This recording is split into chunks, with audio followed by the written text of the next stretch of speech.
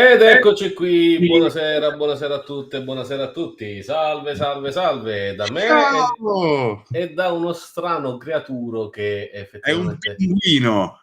è un pinguino peloso, È un pinguino occhiazzurrato. un Ok, pinguino azzurrato. cambio cam perché forse è il caso di fare i seri oggi. La voce Giusto? che sì, perché quando abbiamo fatto mai, adesso dobbiamo fare i seri. No, mai fatto. Eccomi qua. Anzi, ho più telecamere oggi.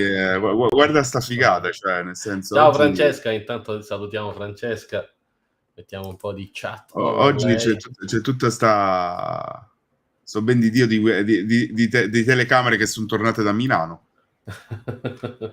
Beh, dai, siamo rientrati belli carichi, belli ricchi di esperienze, ci siamo divertiti.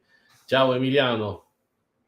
Insomma, abbiamo tante cose insomma Brutta da... inquadratura, che però io intanto non ho sistemato le inquadrature oggi, quindi Ok, mentre tu sistemi le inquadrature, direi di ho le inquadrature brutte. Buongiorno e benvenuti comunque. salutare tutti e iniziare insomma comunque con qualche piccola introduzione, semplicemente per chi si sta collegando, per chi magari vedrà il video in seguito. Questa sessione si lega ovviamente, l'avete letto un po' dappertutto, all'evento Adobe Max che come ogni anno anticipa quelle che sono le novità che ci aspettano all'interno di tutte le applicazioni del mondo Adobe e anche qualche altra novità che molto probabilmente poi arriverà nel corso del tempo. Io ho preferito, non so tu Marco, ma non ho voluto dare un'occhiata alle applicazioni che sono già disponibili, le ho scaricate 2 giorni fa, 2 mattine fa, non ho voluto vedere nulla se non quella particolarità sullo strano pulsante mancante di Photoshop legato alle intelligenze artificiali,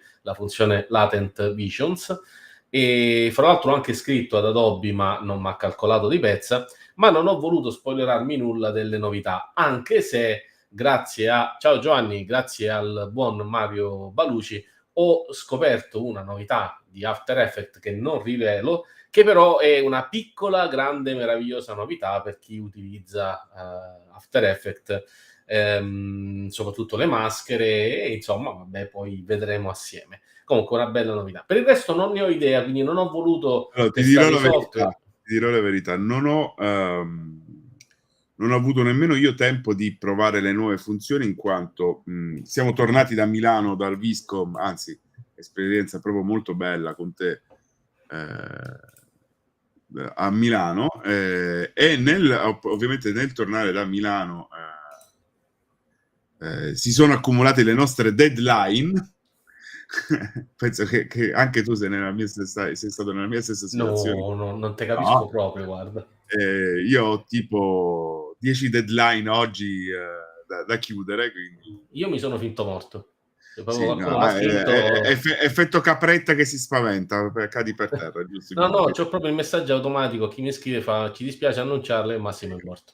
Sì, va Così. bene. Quindi se mi vedete un po' sfatto in faccia, quella è la colpa. Ehm, quindi, dai, in realtà ho scaricato la nuova suite.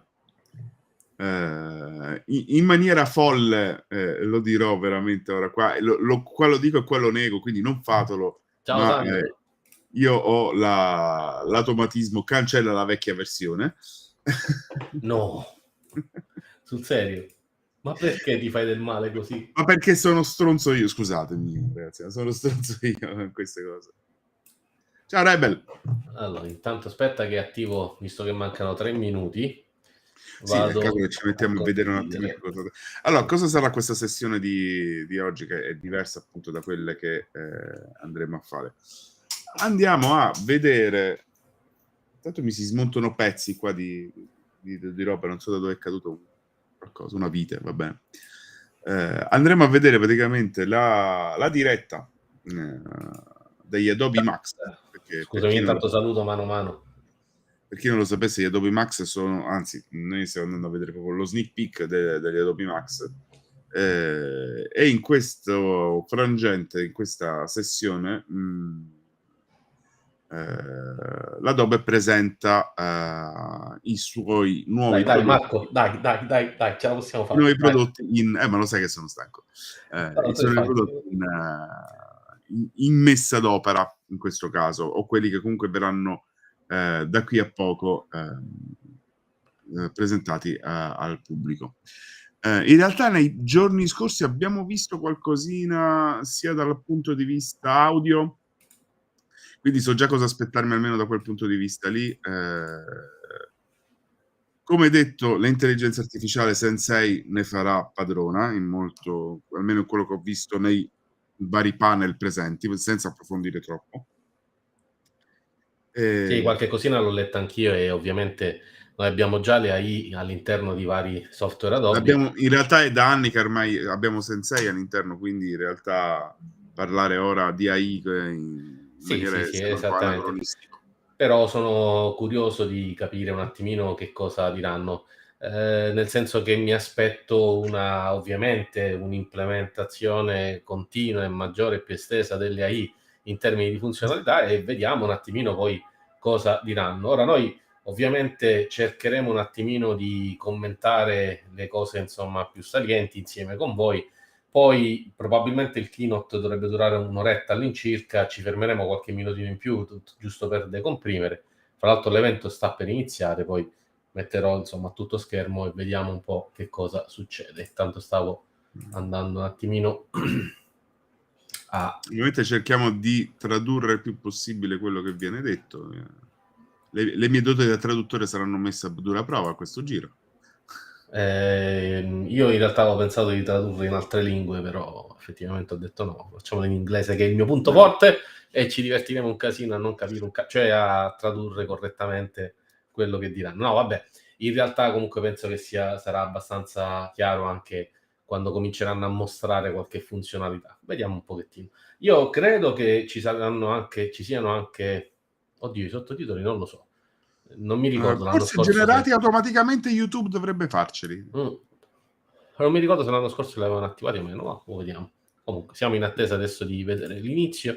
Ho notato che nell'aggiornamento delle applicazioni mi sembra di aver visto che non ci sono stati aggiornamenti recenti della suite Per il 3D. Substance, a Sì. parte ovviamente il classico MD, che è la novità, eccolo qua.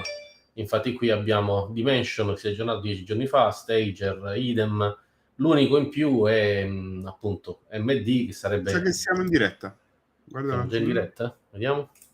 No, No, ok, ancora no, perché in mi è arrivata attesa. una notifica YouTube, ma... Sì, perché pochi secondi fa ufficialmente dovrebbe essere partito, ma ancora non c'è sta. Sì, abbiamo la intro, abbiamo la Abbiamo? intro.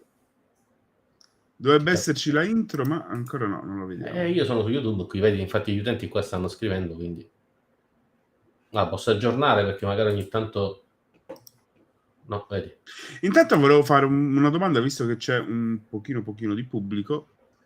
Che cosa si aspettano i nostri utenti da questa dalle nuove versioni della suite, soprattutto dove sperano che ci siano degli aggiornamenti? Che cosa si aspetta? Ma in effetti dovreste dircelo voi a noi. Io personalmente mi aspettavo l'attivazione di quelle novità del pannello dei filtri neurali lato Photoshop, lato Illustrator, una maggiore estensione delle funzionalità 3D che toccheranno comunque ovviamente quello che è il nucleo Substance, il nucleo dei software Substance, cosa che credo che abbiano, insomma, era previsto che avrebbero fatto all'interno di Photoshop. E non lo so, vabbè, ovviamente ci sono nei panel previste la presentazione dello sculpting made in Adobe, quindi questo Substance 3D Modeler, che non è malaccio. Io il software l'ho già provato, è solo per Windows attualmente, si è scelta ovviamente abbastanza atipica, se vogliamo, per certi versi. È tornato il pinguino. Sì, Però ecco, mo vediamo un attimino che cosa, insomma, cosa ci diranno. Semplicemente lo presenteranno, ma il software è quello, è anche abbastanza, tra virgolette, basico. È una sorta comunque di allora, io Sculptris, per chi se lo ricorda. non ho ancora dato un'occhiata a Photoshop, ma mi sa che ormai i tempi sono maturi e penso che siano state eliminate le funzionalità 3D da Photoshop. E molto Allora, probabilmente. queste avrebbero dovuto eliminarle, però probabilmente le hanno eliminate quelle tradizionali e immagino, questi sono solo rumor che avevo letto prima di questi giorni, prima dell'aggiornamento, che hanno creato insomma i classici ponti tra i vari software, e adesso vediamo, vedremo un attimino che cosa ci dirà, anche perché poi fra l'altro in ogni caso restano poi le necessità comunque di rito, perché il nucleo substance in termini di modellazione è ovviamente limitato comunque da quella che è la sua, chiamiamola, tecnologia, limitato insomma, legato al contesto.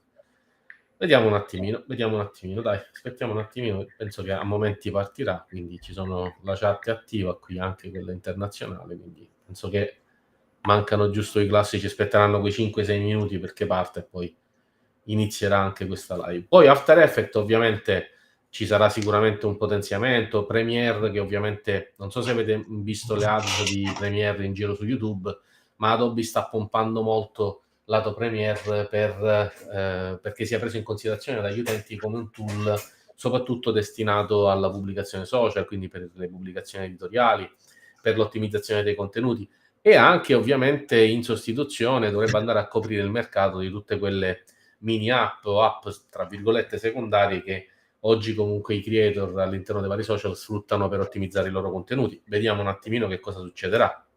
C'è ovviamente poi il comparto media encoder, eccolo qua, sta per iniziare. Ok. Per una volta siamo noi in anticipo sul Max. Che è successo? Cosa rara. Ma si sente l'audio di YouTube? In questo momento io non lo sento. Voi lo sentite l'audio di YouTube, per curiosità? Voi in chat lo sentite? Perché c'è praticamente una musichetta, aspetta, perché forse devo attivarlo io da qui.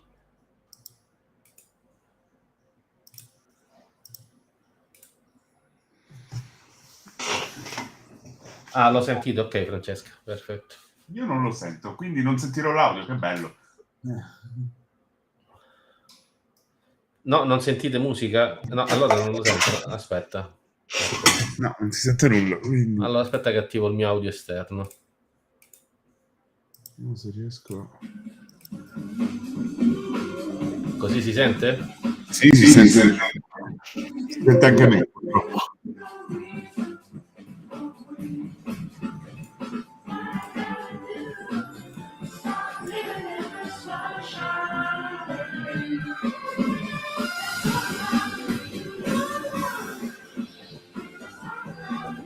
Ah, figa questa animazione. Con lo stile che adoro. Mettiamoci dentro il 3D.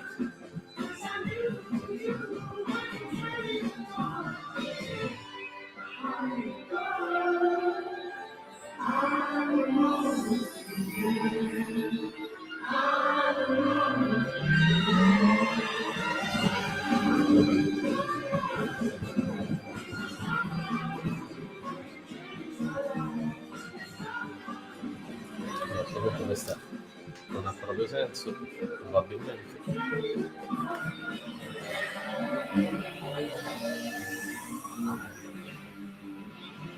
Sì, Emiliano. Ah, guarda che cacchio di stadio a disposizione.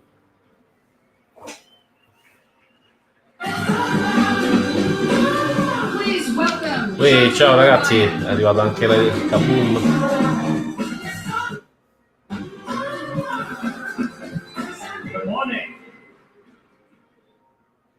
So great to be back in person after 3 years for our 20th Max. Thank you. Thank you for being here. I mean, how cool was that video? Let's give them a round of applause. Vabbè, voglio vedere se da Adobe ci mancava, chiamavate Ciccio il grafico per the fare excitement and energy here is so palpable. I cannot even tell you how cool it is to be back here. And we're joined by over 6,000 people in this room and thousands more from around the world for the largest creativity conference ever. So thank you so much for being here. Now, speaking of numbers, this is year for milestones. La traduzione è leggermente indietro. As well as for me personally. We celebrate 40 years, and our 40th anniversary in December. We could not be more proud of the impact that our technologies have had on every aspect of human society. No? From inventing desktop publishing, to revolutionizing imaging and design, to pioneering electronic documents, to advancing animation, gaming, and video, and now to leading in 3D, immersive, digital marketing and commerce.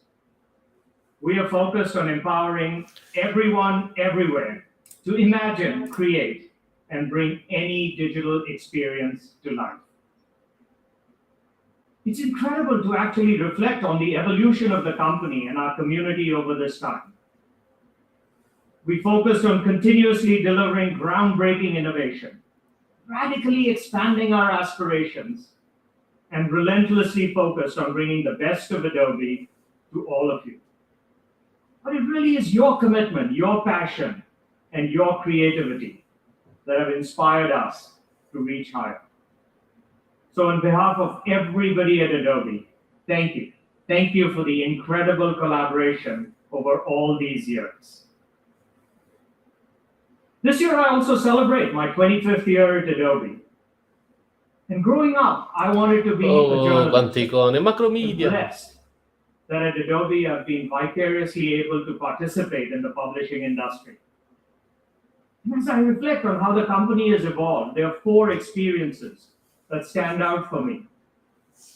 When I joined the company, InDesign was the first product that I worked on. At that time, Quark was the de facto publishing platform, but we were convinced that there was an opportunity to create a brand new modern digital publishing. We released InDesign in 1999, built from scratch with a plugin architecture to encourage contributions from every one of you. We tackled first problems that existed in those days to serve the global community, including Double Byte with a codename project Kotaka, specifically aimed at the Japanese market. And it was those early strategic decisions that helped us make InDesign the digital publishing powerhouse that it continues to be till today. The seminal acquisition of Macromedia in 2005 was a result of our expanding our aperture to tackle both the print and web with a common platform. We think it laid the foundation for delivering all of our offerings across multiple operating systems as well as devices, simultaneously, forever changing the aspirations of the company. Together we expanded into print, into web, gaming, animation, and video. Forever changing the aspirations of the company. Together we expanded into print and web. Of customers with an integrated offer. Marco, And Creative Suite 3 was a result of this monumental. Hai sovrapposto un altro video, vedi, ce l'hai in basso. With the tectonic shift in cloud computing and mobile, we resolved to reinvent ourselves again with the launch of Adobe Creative Cloud in 2012, which allowed us to deliver continuous innovation and engage with you in entirely new ways. The transitioning from desktop software to software as a service was a first, not just for Adobe, but actually for the entire industry. I'm so thankful for your support. Non lo so, Marco o Teresa, non so chi dei due sta scrivendo. Non so se presenteranno anche tutta la parte 3D, non ne ho idea. Sicuramente Substance 3D Modeller ne parleranno perché è previsto nei panel, l'accenneranno. Però adesso che parlavo di videogiochi e di cinema, secondo me qualche cosina la diranno. Anche per capire le direzioni, anche perché stanno puntando molto al VR, c'è l'applicazione Adobe Medium che in pochi conoscono, che funziona sul lato VR, è molto gradita su ArtStation. And you'll hear more today from both David and Scott about how Sensei is all about anticipating and solving problems that have vexed us for decades. Our goal is to continuously build on these learnings and our investments to invent the future with you. And there are 3 key strategies that we're now focused on. Adobe's mission to democratize creativity is about enabling anyone, anywhere to tell their story, whenever and wherever inspiration strikes. With every product launch, we try to expand the lens to make creativity more accessible to more people. And we're bringing the power and precision of Adobe Magic to every category, including imaging, illustration, design, 3D, and immersive. We brought Lightroom to mobile, desktop, and web, offering powerful capabilities to precisely capture, edit, and share photos across any device. With Adobe Scan, we've turned mobile devices into powerful scanning and recognition tools, enabling PDF for the mobile era. Most recently, Adobe Express enables consumers, communicators, and creative pros to create this incredible, amazing content. Bringing powerful capabilities from Adobe Photoshop and Premiere and After Effects and Acrobat to Express to deliver the best of Adobe to customers at any level.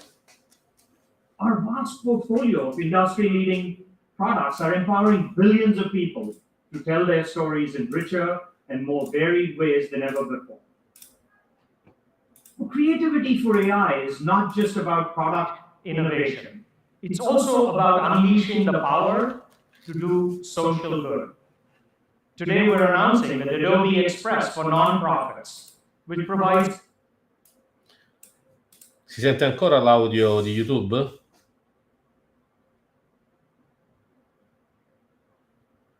Massimo, non si sente più l'audio di YouTube ora. Ho fatto lo switch che mi hai detto tu, ma prima si sentivano sdoppiati, c'è stato un attimo in cui si sentivano tutte e due. Scusa, così non si sente? Ora così si sente. Okay. Ma mi sento pure io. Ti senti? To engage an even Mi broader set of sento io. creators, designers, and Ho developers. condiviso l'audio di sistema. We're building the future of collaborative. Non era questo che volevi, creativity on mai an scritto. even Dico. larger No, è che avevo sentito nel For us has ritorno. always been about E prova a harnessing metterti the le cuffie, power come ho of the fatto io. community in an asynchronous fashion. And given the new hybrid work reality, we're turning our attention to solving synchronous collaboration. Il logo The di Fili. acquisition of Frame.io and Workfront were key strategies for us in advancing this effort Frame.io across non both Fili, video no. as well as marketing campaigns and their workflows. But a few weeks ago, we were absolutely thrilled to announce our intent to acquire Figma, a leading web-first collaborative product design platform. Thank you. And together with Figma, we have this unique to advance product design, Salta lui, e salta il accelerate video, creativity non on the siamo web, noi. and reimagine the future of creativity and productivity. Adobe Magic for us is about unleashing entirely new innovation that amplify the power of human ingenuity. We're using Adobe Sensei Notate to allow people to free themselves from mundane tasks and deliver absolutely new superpowers. Speech to text, for example, in Premiere Pro, that uses the power of AI to automatically generate captions to videos. Or Liquid Mode in Acrobat, which uses AI to automatically make responsive PDF on mobile devices. Sensei-powered features like content-aware fill and neural filters in Photoshop that are making Photoshop even more accessible, smarter, and easier to use across surfaces. And our goal is to make AI your co-pilot in all of your creative endeavors.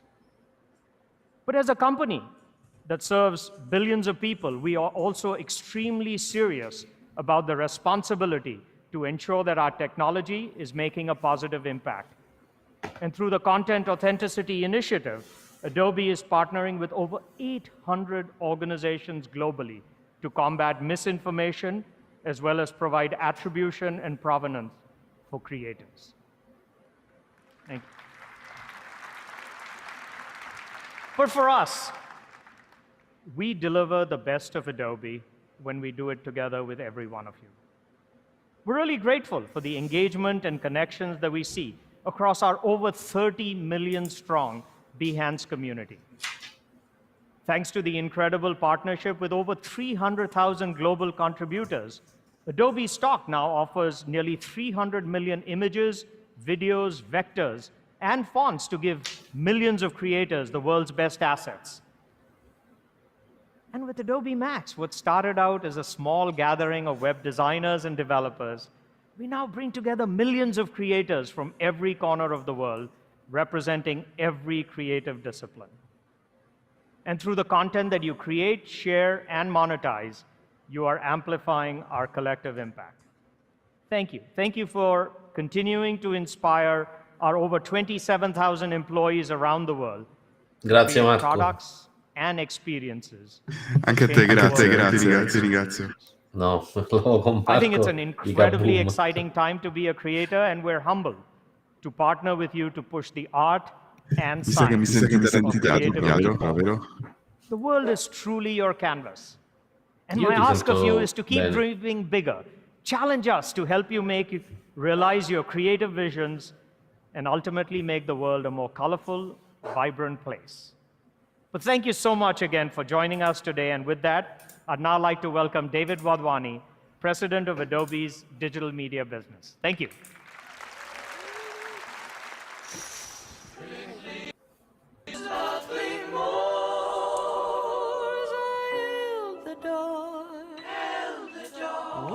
Lo so, l'eco è mio.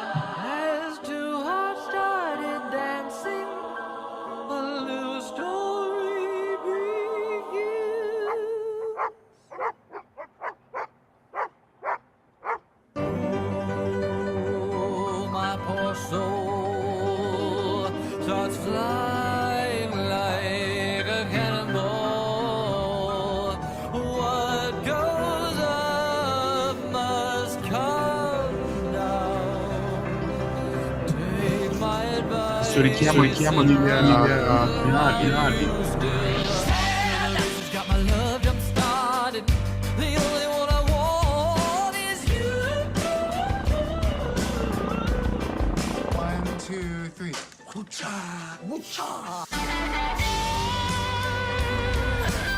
Questo film lo devo troppo vedere. Era quello del multiverso.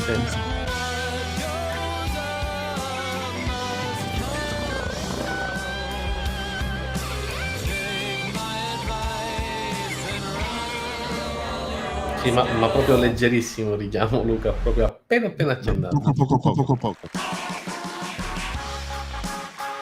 David Wadhwani. Hello, everyone.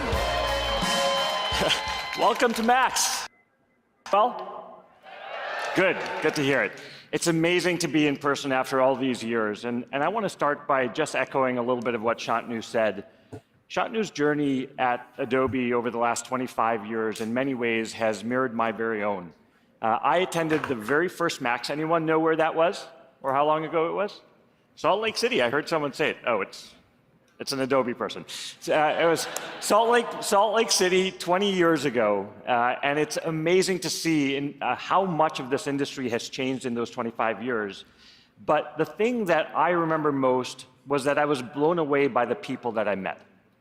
And at the end of the day, that's why many of us are at Adobe today, because we love the people we work with and because we're in awe of the people we work to serve, all of you. We're inspired by you because your creativity moves the world forward. You bring the past to life. You imagine the future. You ignite our imagination. You shine a light on the things that we need to discuss, and you help your companies elevate their voices in a crowded market. And of course, sometimes you just make us laugh when we need to do it the most. What you do makes the world a better place. And our sole focus is to push our tools and our services forward so you can keep breaking new ground. What makes this moment so special is that we're living at a time where content and creativity and design has never been more valued, where content is fueling the global economy, where digital content consumption is exploding, and where virtually every business needs a digital presence. Of course, this creates amazing opportunity for all of you, but it also creates real challenges. The vast majority of you say that it's really hard to keep up with the demands on your time, and that you have less bandwidth to experiment and learn new things. And that's what we want to focus on today. How can Adobe help you take what's in your mind and make it with higher production value and in less time? So you can take advantage of the opportunities in front of you, and so you can spend more time surprising and inspiring all of us with what you create. In a minute, I'll invite Scott Belsky, who runs our creative products, on stage to walk you through all the incredible innovation his team has been working on. And when he does, it will be very easy to get caught up in all the amazing technology. And you should get caught up in it. It's kind of mind-blowing. But beyond the raw technology, I want you all to keep a few things in mind. First is that our goal, as Shantanu said, has always been to give you the ability to accomplish anything in your mind's eye with the most powerful creative products in the world. And over the last few years, we've been investing more and more in Adobe Sensei, our AI engine. I like to refer to Sensei as your creative co-pilot. You're already using hundreds of features that are powered by Sensei to automate mundane tasks, and we'll be announcing more of them here today. So you can express your creative ideas more quickly, especially given the increasing demands on your time. But of course, the promise of having a creative co-pilot isn't solely about productivity. It's also about possibility. As our research director, Gavin Miller, puts it, creating with AI can feel like dreaming out loud. And we're working on new capabilities that can take our core flagship applications to whole new levels. Bella frase quello che ha detto. Imagine being able to ask your creative co-pilot in Photoshop to add an object to a scene simply by describing what you want, or asking your co-pilot to give you an alternative idea based on what you've already done. It's like magic. Imagine if you can combine Gentex with Lightroom, so you can ask Sensei to transform night into day, a sunny photograph into a beautiful sunset, move shadows, or change the weather. Vabbè, questi sono I filtri, quelli What's New che aveva anticipato. Sì, no, ma cambiano proprio. Sì, ma sono nella sezione What's New di generative AI. It can conjure up an image simply from a text description. And we're really excited about what this can do for all of you. But we also want to do this thoughtfully. We want to do this in a way that protects, empowers, and champions the needs of creators. So here's our commitment to you. We're approaching generative technology from a creator-centric perspective. We believe AI should enhance human creativity, not replace it, and it should benefit creators, not replace them. Infatti si vede come hanno capito tutti also questa recognize cosa. that today's generative AI offerings fall short of your needs as creators. So we're investing in research and product design that incorporates it into your existing creative apps and works with your existing creative workflows. And we believe that the rise of generative AI calls for industry standards. As Shantanu mentioned, we'll work with our communities and our partners in the Content Authenticity Initiative to develop standards around ethics and digital provenance. So in short, we want you to be excited about the technology that we build and how we go about building it. Another way we're going to help you manage the increasing demands on your time is by giving you more explicit control over when you choose the power and precision of our desktop applications and when you want more speed and ease. And nowhere will this be more obvious than when you try Adobe Express. Express is our new service built from the ground up to empower all of you to quickly create content that stands out. It's included with your Creative Cloud membership, so you can decide when you want the power and precision of our core desktop applications and when you want the speed and ease of Express. And last, but certainly not least, we're doubling down on collaboration. Creativity is increasingly a team sport, whether you're collaborating with other creators or asking feedback from stakeholders. You'll hear a lot about Share for Review capabilities today from Scott this morning. Available today across video, design, and imaging, and it's going to be a huge time saver for all of you. And speaking of collaboration, as Shantanu mentioned, you may have heard of this little acquisition we entered into, an agreement to acquire Figma. Dylan Field, co-founder and CEO, a few years ago, and had the opportunity to spend a lot of time with him over the last year. He's truly a special leader, and it turns out we had a shared dream of what we could do together. Dylan will be joining us later this morning to share his thoughts on how we at Adobe can accelerate their work in ideation and product design, and how together we can reimagine the future of imaging and video and illustration and design and more. The opportunity ahead for all of you and all of us is astounding. At the same time, the demands on you has never been greater. And all of us at Adobe are committed to supporting you, whether it's by giving you superpowers, providing you more options for speed and ease, or making it seamless to work together. So with that, please welcome Scott Belsky to show it all to you. And Scott, come on up.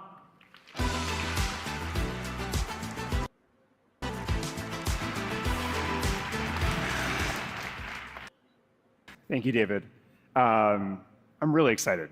I'm really excited to be with you all this morning. It just feels so good to be in person and to share the very latest from our teams, all of which is designed to make you more productive and inspired and ultimately outfit you to do your very best work.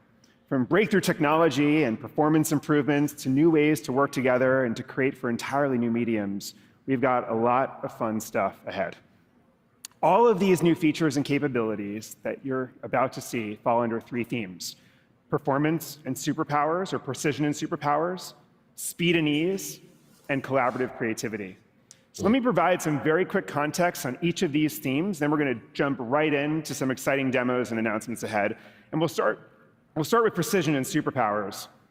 So our teams are on a mission to advance every creative category through better performance and powerful new features. For instance, look at video. In Premiere Pro, new features like automatic color correction and one-click remixing of music tracks are making the entire video process much more efficient. In Photoshop on the desktop, we made it even simpler to select complex objects and work with assets imported from Illustrator. And in Photoshop on the web, available now in beta, we've launched new editing, compositing, and retouching capabilities to the product. These features, and many more like them, help you create precision and control you're accustomed to, but quicker and easier. Our teams have also been laser focused on improving performance.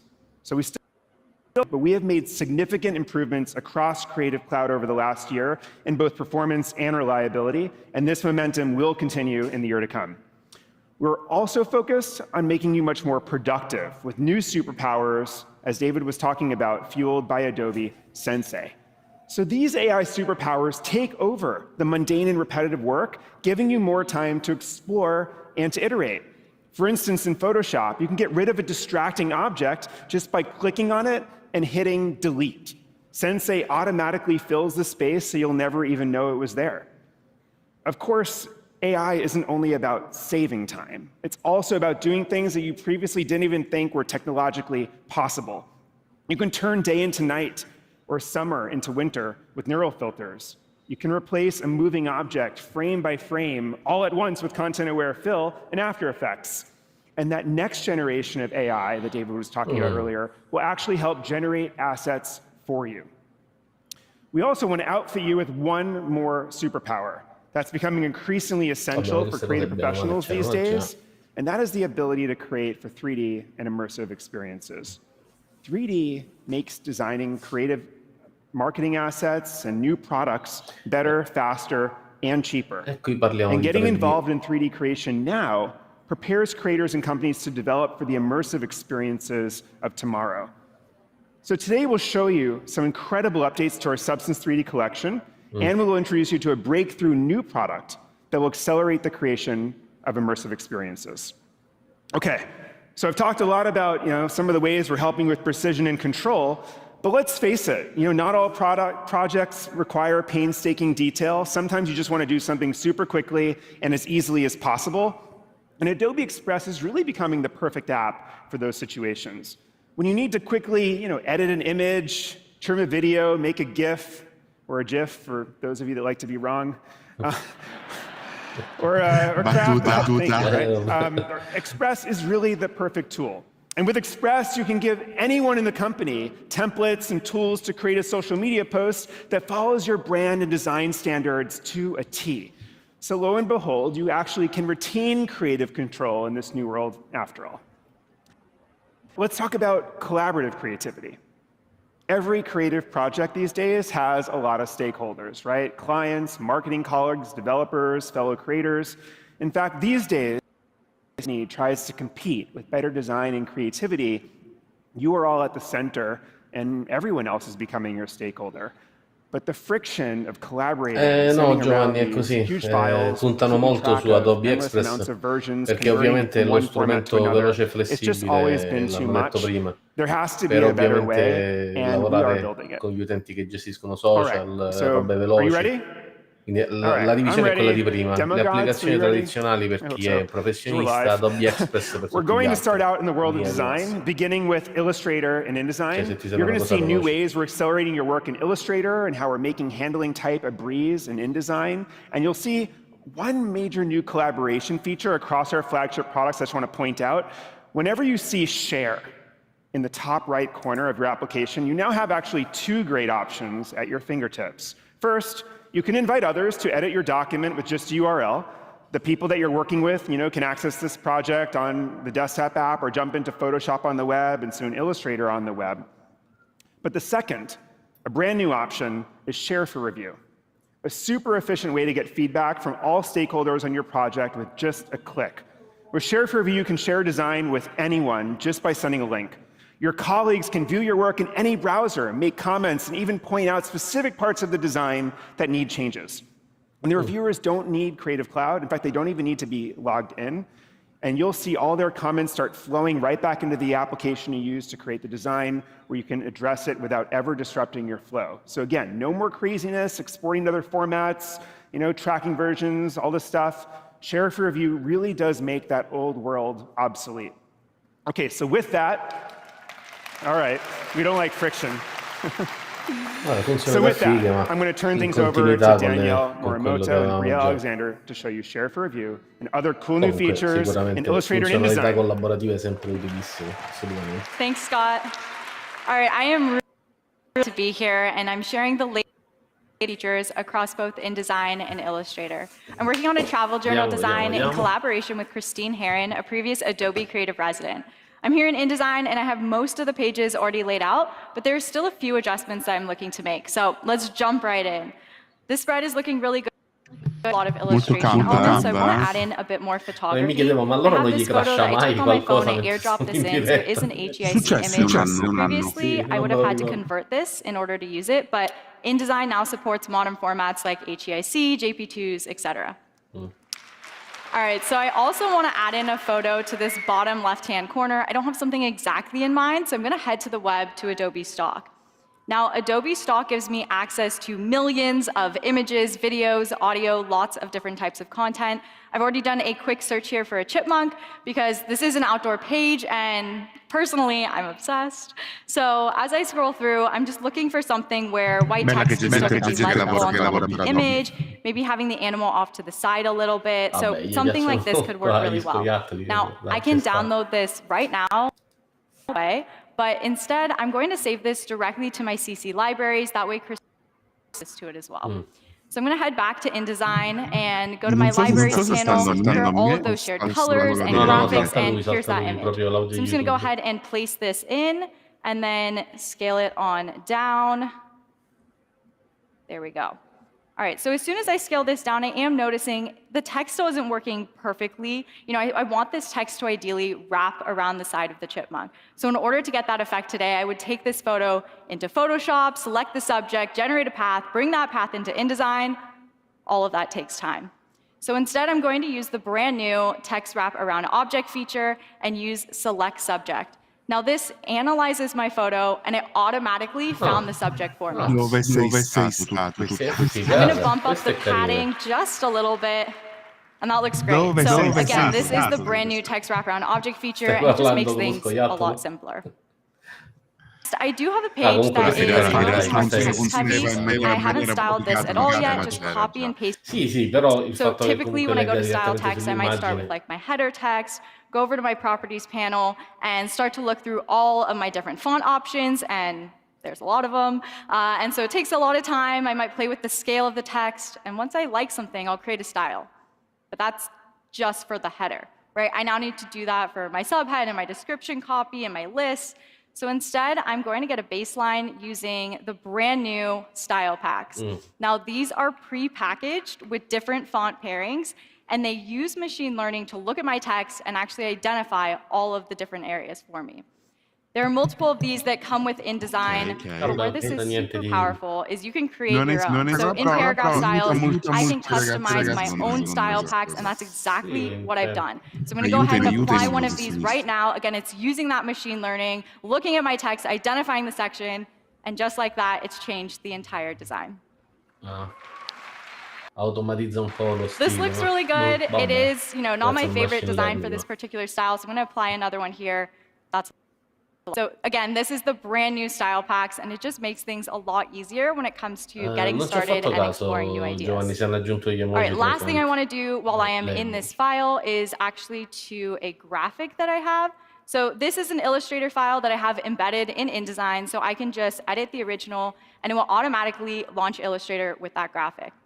Now that I'm here, noticing a few things I still need to do. I have this list at the bottom here. I need to make this into a bulleted list. Super manual to do this today. If you know, you know. So with one click, I can make this a numbered list, lettered list, bulleted list, and there's also advanced stylings. I'm also going to head back over to my libraries panel and just pull in one more graphic here at the bottom. Perfect. So the main thing I actually want to do while I'm here is to this larger graphic I have. I have this rope that's on top of all of these other objects, and instead of having it behind or in front of everything, I really want to make it look like they're all weaving in and out of each other. So in order to get that effect today, I would take this rope, copy it, mask a little section, copy the rope again, mask a section. You get it, I repeat that over and over again, and whew, you do not want to see my layers. So instead, I am going to use the brand new intertwine feature. So with my lasso tool, I'm simply going to circle the areas where I want these objects to swap places. Ma che cazzo si fa? Ma è simpatico, sì, ma non è che sia sta cosa che gente batte le mani. I'm doing this really quickly because I'm on stage, and it's still doing a fantastic job at identifying the sections. What's great about this is if I want to adjust something, I can come in really easily, do that, and it's non-destructive. So again, I really quickly was able to make this look like it's weaving in and out of each other. This is super powerful. This is the brand new intertwine feature. Per questo mi pare un filino eccessivo. Capisco che la gente fa passare fili. All right, I'm going to save this file. I'm happy with this, and I'm going to head back over to InDesign. Now, I didn't have to export anything out of searching for it on my desktop. It's automatically updated here. Now, I do want to take a look through the rest of my designs again, and this is the part of the process where I'm really happy with my designs, but I would love to get feedback from someone else. Now, typically, I would have to export all of these pages out of InDesign, but collaboration is now built directly into the product. So I'm going to use the brand new Share for Review feature, and this allows me to create a web link that I can share with others to get feedback on my designs. Right now, I have it set to invite only, which is perfect because I just want a few people to see this for now. I can always make it public so anyone with the link can access it. So I'm going to go ahead and add my friend Bria, and I'm really curious what she thinks about the designs, and I'll go ahead and send it off to her. Hi, friend of Danielle and senior program manager on the team, and I get a notification right away in Creative Cloud on the web. I see it's from Danielle asking for my thoughts. Let's take a look and see what's on. Alrighty, it looks like the travel journal that we've been collaborating on, and it looks really, really great since I've last seen it. I love the style packs that she's incorporated here. I think it looks really good, but I am noticing that we did forget to license this image. And the really cool thing about Share for Review is now you can mark up directly in the document. So what I'm going to do is I'm going to place a pin where I've got the feedback and say, let's license this. If I can spell license. There we go. Alrighty. Up next, we did talk about changing this flag here to a tree. So once again, I'm going to mark up directly in the document, circle the area where I've got the feedback, and say, let's use a tree here. Alrighty, and as I continue to look through it, I love the weave that she's been able to incorporate here. I think it looks really cool, but I am noticing that we landed on New Zealand as our final country, but we talked about a few others in our collaboration together. So once again, I'm going to put a pin. I'm going to tag my teammate Jason Levine and ask Danielle and Jason, how do we land here? Alrighty, and as I continue to look through the document, I think it looks really, really great, but that is the awesome power of Share for Review. No Slack messages, no emails, just you and your content. Back to you, Danielle. Sì, Xan, sicuramente può essere interessante, però fa parte di quelle feature aggiuntive che non ti cambiano la vita. But I'm back here in InDesign, and there's now a built-in review panel where I can see all of the comments that she's left. Cose, ripeto, è molto This is, carina, I have a lot of pages. I don't have to go ma searching for every single place where she left volte, feedback. With one click, it takes me directly to that spread. Questo intendevo, So I'm just going to go ahead esattamente. and make this first update. It's a really quick thing that she wants me to do. And then I'm going to just resolve the comment to kind of get it out of my way. Definitely should license this later, but I'm going to take a look at this last comment here. It looks like she's curious how we landed on this content. We've been going back and forth for like a while now. It happens, but I think I'm just going to reply back to her and tag my coworker, Paul Tranny. Here we go. Got to delegate this and see if he can look into this. And I'll reply directly here. And the great thing about this is all of the feedback that we have is now consolidated around this one document. This is the brand new share for review feature, and it truly changes the way that I work with other people. This is just new features coming to both InDesign and Illustrator. Thank you. Vabbè, del resto stavo pensando effettivamente è anche sbagliato thank you, Danielle and Bria. As you can see, Intertwine's pretty awesome. Share for Review is a game changer. I mean, Share for Review is available today in Photoshop, Illustrator, and InDesign, and will be coming to the rest of Creative Cloud soon enough. No, infatti, questo and you're starting to see AI make its way spesso i clienti non hanno nemmeno Adobe Reader, products, starting with style packs, for example, here. Those are just a few of the new features in Illustrator and InDesign. But over the last year, the teams have released so many other features and improvements in real time, including new ways to work with 3D objects, new options for all things text, and many others. So again, please dig into the latest versions of Illustrator and InDesign. Okay, we can't talk about... So again, please dig into the latest versions of Illustrator and InDesign. Okay, we can't talk about our mission of creativity for all without talking a little bit about Adobe Express. We have so many, all right, we have so many experts in the room who are deeply specialized, right? Whether you're in video production, a designer, a photographer, an illustrator, but nearly all social platforms are mixed media these days, and most good posts are some combination of video, photography, graphics, and more. So creative pros today have to be capable of doing many different things and to do them fast. You may specialize in video, but you may want an illustrated thumbnail image that grabs people's attention for YouTube. Or you're a designer who wants to provide tools for your non-designer colleagues to create social media posts without your help. Or maybe you just have to get something done super quickly. Here to show you how Adobe Express can be a time saver for creative professionals and their teams alike is Paul Tranny. Paul. Lo proveremo. Thank you so much, Scott. So excited to show you Adobe Express. It's a web and mobile app for quickly creating social content, banners, flyers, just to name a few. And it comes with thousands of professionally designed templates. Sentite bene sia me che Marco? This helps you jumpstart your design. But you might be wondering, like, as a creative pro, why would I use Express? Well, just to knock out content quickly. Graphics of all types using my creative, because this has to look like my work. And that's what I'm going to do. I'm going to quickly knock out a social post for the same project Danielle was working on. So let's start about what is in your tolgo un attimino il loghetto perché hopefully everybody can mark Adobe Max off your list. And let's go ahead and add a shape behind that text, just to make it stand out a little bit more, and everything just reflows and snaps into place nicely. Now, when it comes to fonts, you have access to all the fonts in the Adobe font library. All 20,000 fonts are available to you. Probably all judging me on my font choice, aren't you? Shame on actually. You have recommendations, and so does Express. So using AI based on design, it'll serve up appropriate fonts. No Comic Sans here or Papyrus, because it's not an avatar poster. It's a travel journal, and Express knows that. All right, I need to replace the background really fast. It's so easy to do, and you have access to millions of images with Adobe Stock integrated. So we can search on scenic. Let's get a nice scenic background.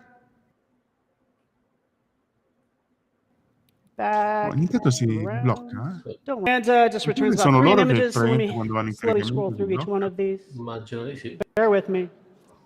Let's just go with that one.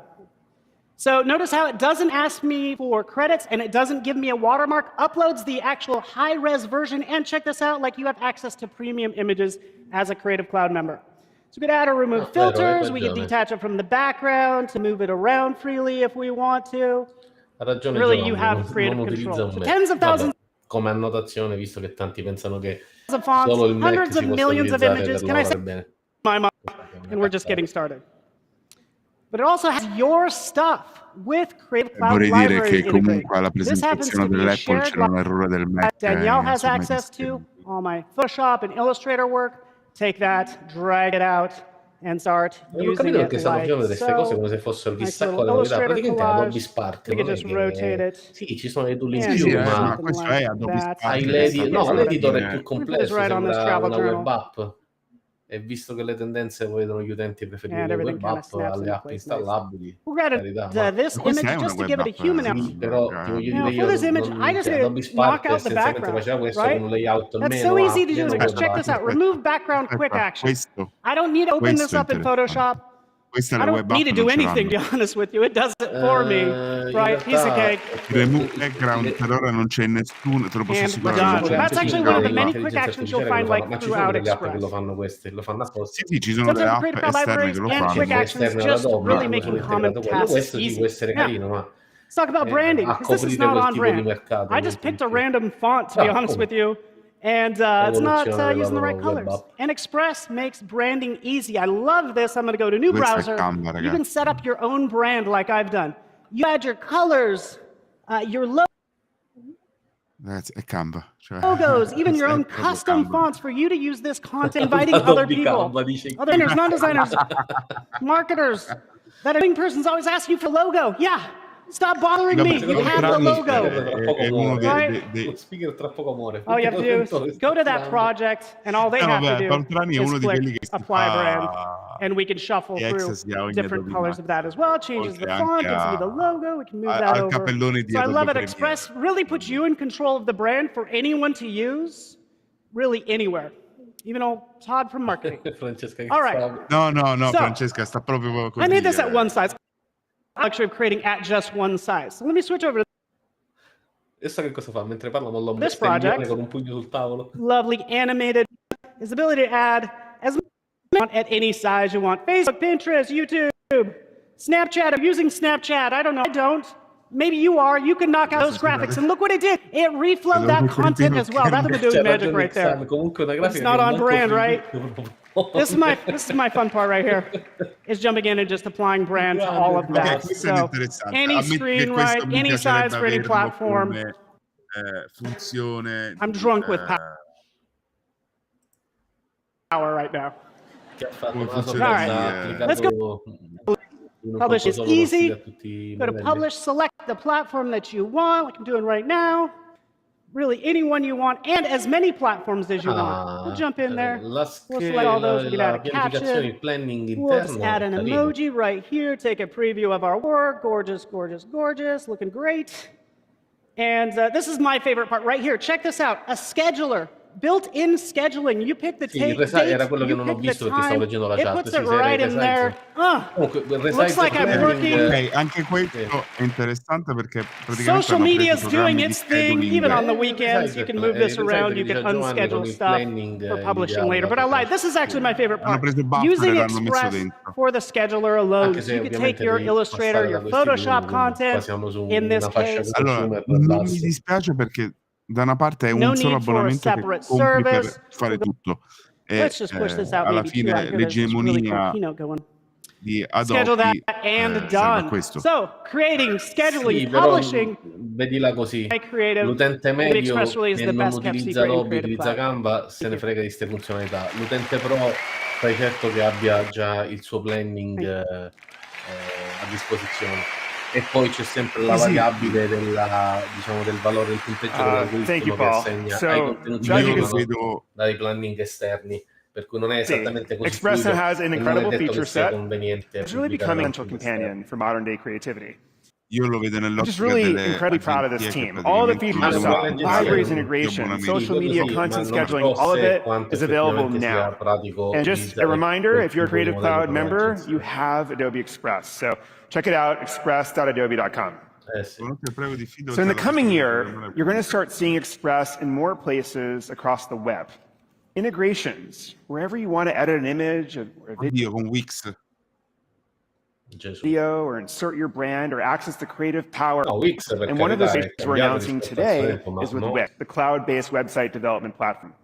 So through a seamless integration between Express and Wix, users will be able to edit any media on their websites, including adding effects, animation, and more. And this is really just the first of many partnerships where we're trying to bring creativity wherever you need it on the web with Express. Now, what you saw in Paul's demo is really just the beginning.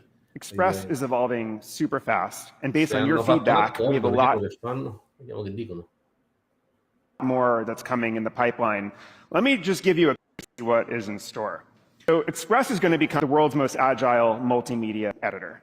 You're going to be able to edit video, text, animations, audio, images, vectors, whatever you need for an inventive and engaging social media post. And this really outfits you to create in all major formats for all the key social platforms more quickly than ever before. And there's no need to do everything yourself. We are bringing real-time multiplayer collaboration to Express.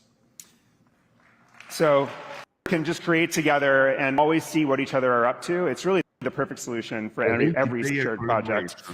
Express has dozens of great editing tools, but sometimes you're just going to want to go further in a product like Photoshop or other Creative Cloud apps to really make your project stand out. Well, no problem. Seamlessly open your project in another app like Photoshop, make your edits, and then just as easily open it back in Express. We are building Express and all of our products to work together without friction, so you always have this choice. Also bringing new AI superpowers to Express, including the ability to generate a background or an object in your scene just by describing it. And we are delivering breakthrough technology to get this. Create a unique font with the power of generative AI. So you start, yeah, it's pretty cool. You start with any Adobe font, and then you give Express a suggestion, like electric cables, or I don't know, orchid petals, and then Express will generate a one-of-a-kind. I mean, sì, ma sono sempre cose fascia consumer, basta, cioè chi non you will not find out on Adobe Stock.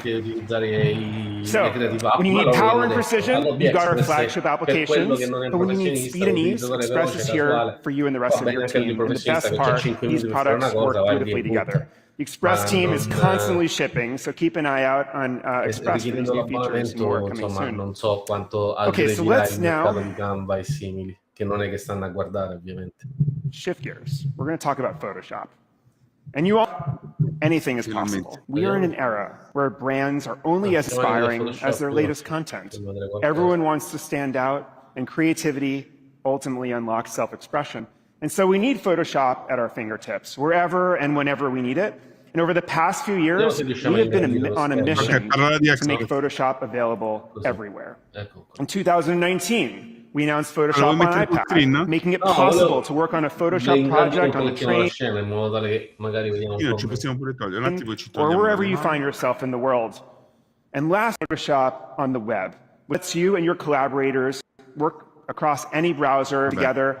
When we launched Photoshop on the web, it was mostly useful for allowing people to view a project alongside some, a few light editing tools. But the Photoshop team has kept innovating. And over the last 12 months, they've continually rolled out new features, making Photoshop on the web much more powerful. Now, of course, Photoshop on the web doesn't have every tool and capability we've added to Photoshop over the last 30 years, but that's no problem. Photoshop is now ad and web, and with Cloud Documents, you can open up your file on the desktop and access the full power of Photoshop whenever you need it. So let's hear a little bit about what the Photoshop community has been up to in the past year, and then Elisa would demonstrate the flexibility and power of Photoshop everywhere. Dovrebbe essere una cosa veramente polifunzionale. So we're starting now. Creative, I'll start that again. Sorry. E credo che sia in live, tra l'altro. The last couple of years was hard for most people, but it like gave me a big drive to create. Currently, my art is more physical prints, laser cutting, and really bright allora, quella cosa colors. della collaborazione tra i vari programmi, in realtà c'è da Sì, questo è dal pezzo, però se ho capito bene, credo che sia tutto più veloce in tempo reale. Io la collaborazione via cloud ho avuto alcuni problemi quando l'ho utilizzata con altri collaboratori, non sempre era fluidissima. In un paio di casi addirittura ci sono bruciati file. Io vorrei far notare che hanno fatto vedere una cosa che in realtà non puoi fare, perché tu non puoi avere Adobe installato su 3 computer nello stesso momento, perché comunque l'iPad conta come computer. Bisogna vedere però effettivamente che cosa intendono loro e bisogna vedere come lo gestiscono, insomma, perché magari è fattibile se passano dallo stesso account, ma oppure da solo un esempio per far vedere che cosa si intendeva. Tutto qua. Certo, no, ma è il fatto che a me quando io cerco di loggarmi sull'iPad mi fa sbloccare da una delle due postazioni. Però ti dico, magari con questa nuova modalità o loro intendevano dirti puoi switchare, cioè puoi collaborare su schermi contemporanei, oppure realmente su più piattaforme se sei con quel tipo di utenza Photoshop. Non lo so, vedremo. Sicuramente è da provare comunque.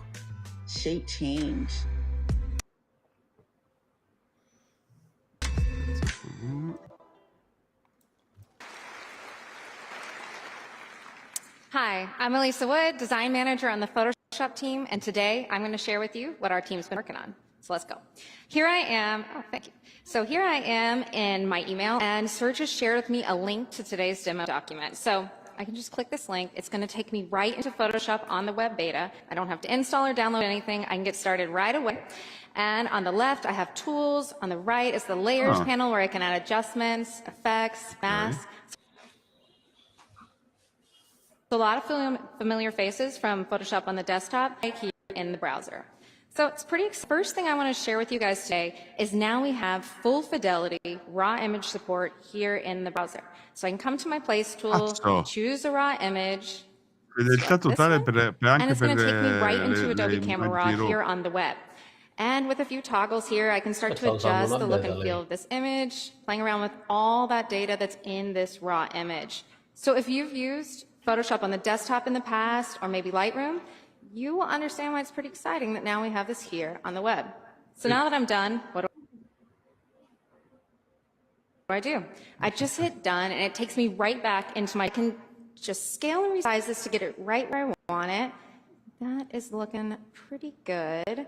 All right, so that's a raw image that we edited in the browser. Now, the next thing I want to do, because this is Photoshop, is add a few more images, right? I want to do some compositing. I've got this gnarly tentacle that I found on Adobe Stock, and I want to combine it with a few more things. There's some moss, and I need to get rid of the background so it looks like it's sitting on the tentacle. Now, to do this, I could come here and choose any of my OG selection tools like one. I can also just hit remove background, and it analyzes the image and removes the background. E la I del remove background l'hanno inserita that was pretty much already cut out. Well, this one is not. There's a sky, there's some grass, there's general shrubbery in the foreground here. And when I go back to my selection tool, choose remove background, it analyzes the image, and again, it removes it. Perfect. Yeah, it's pretty cool. Yeah, and it's Photoshop, so it's all non-destructive. I can come back in, whoops, and keep editing here. I'll just choose the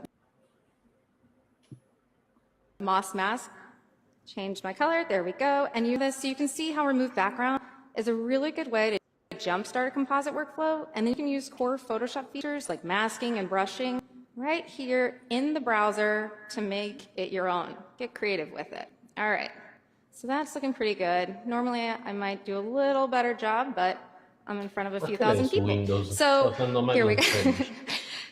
So that's looking great. And one more thing I want to do before moving on is point out I've got this new bar here at the bottom you might have noticed, and it's called our contextual highlights options that are, your most liked. So if I make a selection here, you see the options change. Now I've got options for masking, content aware fill. It's things that I probably might want to reach for next. And if you're someone like me who sometimes forgets where things are in the UI, it can come in handy. It's probably right there. And you might even find out about some new options that you didn't know about. So contextual taskbar, going to save you time, make it easier here in Photoshop. Now, like I said, Photoshop on the web is great, and it's really handy for doing some quick editing, some light desktop. We've got you. Sì, ma lo All I diceva need to do infatti is che just open desktop here from my Lightroom, header. When I do that, it's going to take me right into Lightroom Photoshop Web on the desktop. It's going to launch my file right where I left off. All of my layers are here that I created in the web. Even the layer that I was working on last is selected. So it's really easy, no friction here. Allora, ti dico la verità, Now da that I'm here in the professionista che desktop, lavora in I want to mobilità check molto out the spesso, updates that we've questa è una bella made to funzione, Sky mi Replacement. piace So, averla. Il fatto di with my poter background layer lavorare via selected, come to browser, Sky loro stanno Replacement. seguendo dati e tendenze che ti dicono che gli utenti preferiscono le web And app, again, it appunto, alle app analyzes the installate, ed image, è masks comodo out perché everything. It's così been uno, doing some phenomenal work so mentre in that now mobilità the se lo edge section prepara, and se lighting lo is può even salvare, better. memorizzare, So it really eccetera, e looks poi like lo this is the riapre quando original arriva a Sky casa in the per image. dire So guarda a tempo su amazing results from the Photoshop, Sky ma Replacement team here in Photoshop on the vedi, desktop. non usare anche sti cazzi di So tutta this sta scene is roba, starting to però look pretty good, but I'm going to add one final cioè nel touch, senso sono and tutte this is cose going to be a utili, però gradient. sono So quelle if you've used classiche gradients in cose the past, you che might be used to thinking, okay, capita che before I get started, I need to create a utilizzi new quella layer, volta che and sei then I need to make sure that proprio my preset is set right and I have the right gradient selected, because if I don't, then I'm going to have to redo it. Well, you know, when you're swiping, it's a lot of trial and error and swiping. It's kind of like dating. We'll be, you know, happily married now. But Ha fatto la battuta with the sul new fatto che fai gradients, I can just come in swipe. here, I swipe, and I get this great on canvas UI. I can keep moving things around, scale it down, change my preset. So that's pretty nice. Let me just open this one. There we go. Sì, And you can see questa how era fun una it is cosa che with this one, serviva. especially. You can do a little dance. Ma perché Now, cioè, like se any non other layer, I c'era morivamo. come No, over no, però here, diciamo che è una choose a new comodità invece blend di mode. perdere Maybe. tempo. And another fun thing Se about devo these new essere gradients is onesto, because it's fully insomma, editable, inserire I can come over queste here robe and così, remove a giusto stop just perché by devono pulling dire it abbiamo off. fatto una I nuova can add a versione, stop ma by clicking. I can even come here and change the color of the stop. So it's non-stop fun here with Questi editable sarebbero stati gradients step in in più Photoshop Desktop. creativi da dover And mettere. just like an adjustment layer, thanks guys. Sì, battiamogli le mani. È carina, si sta Just like prendendo an gli adjustment applausi. layer, it comes with its own mask, so I can Già start è rimasta masking out male che portions of the nessuno gliene gradient that fregava niente, infatti hanno fatto la battuta tipo I want, bello! and I can keep moving it around, shot much more powerful and precise. It's what you expect. All right, so I'm pretty happy with where I'm at with this, and I want to share it to see what others think. And just like Danielle and Bria showed you in Illustrator and InDesign, we can do this now in Photoshop. I have Share for Review right here in my Share panel. And I've already created a link, and I've already shared it with a bunch of different collaborators, but they're not seeing what I'm doing in real time. Nobody's looking over my shoulder. There's no hovering art directors here. They only see what I want them to see when I want them to see it. And that's now. So I'll push update content, and this is pushing the latest to the link. So now everybody can see and share their comments, their thoughts, their concerns, and all of that comes right here into my commenting panel. So I see that there's a lot of love. Non è che questa volta è in app There is some direttamente thought that dentro maybe Photoshop. I understand that. I can remove some. Quindi I'll è just comodo, come back non in devo to my fully collegarmi editable alla web gradient. app per Pensa così vedere il cliente ti potrà seguire mentre and it's lavori done. anche a All right, distanza. so that's the Immagini full una cosa che consolidated adoro comments here proprio. for review in finalmente potranno Photoshop. starti And sulla that's what we've been working spalla on across Photoshop on the web and tipo desktop. Corvetto Thank che you ti so much. controlla.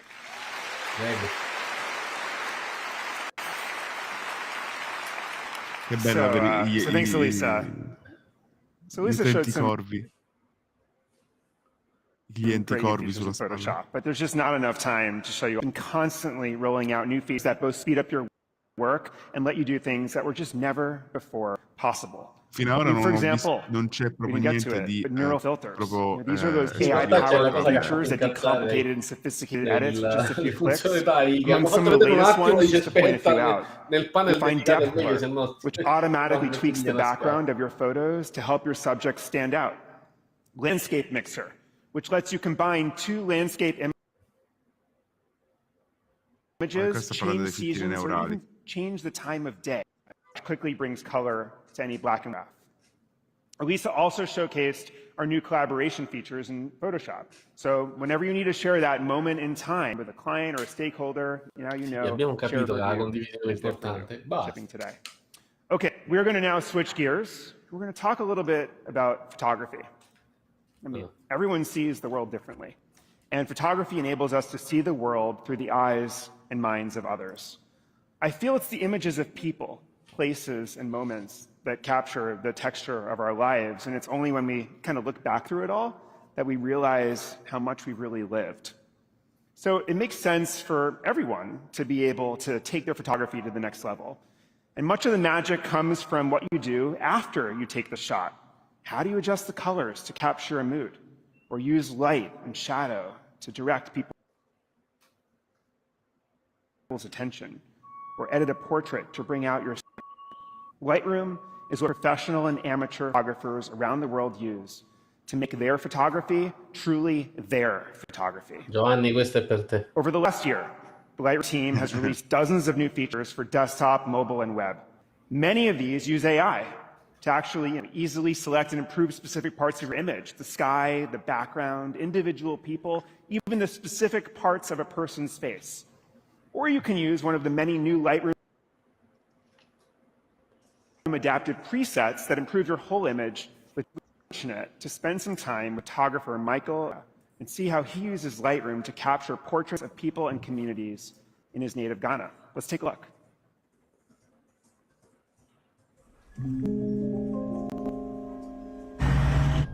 I've always had that feeling where I wonder why I was born.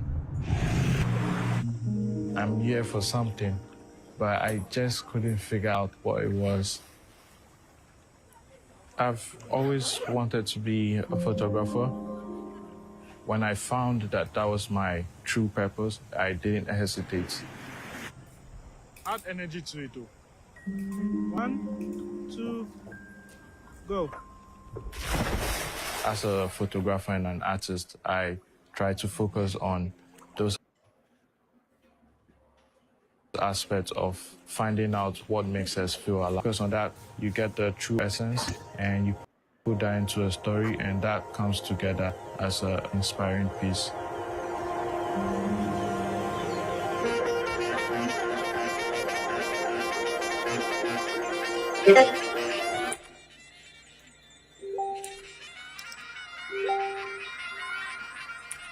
Before creating an image, I have certain elements that I'm looking for.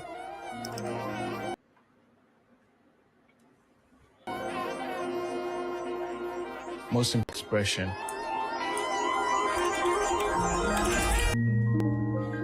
When I take an image, I know immediately that's the story right there. And most of the time, I can't wait to get home and then start working on that image. Bring your head closer. Perfect.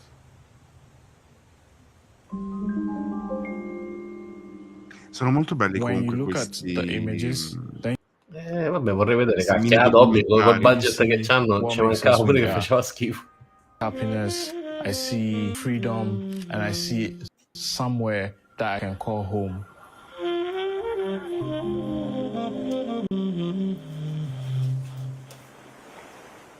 At the end of the day, I really look forward to No, being non usano inspired solo... and Prima usavano making someone's life un a little Windows bit better than it tranquillamente. was. Non sono Mac-centrici.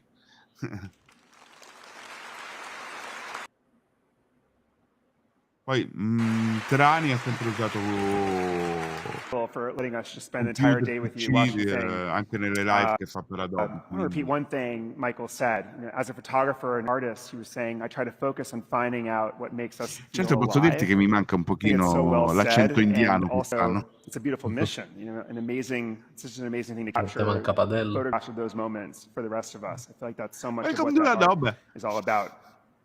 Photography is also becoming a more collaborative medium. We have an adventure, a trip with friends, a wedding, any sort of event.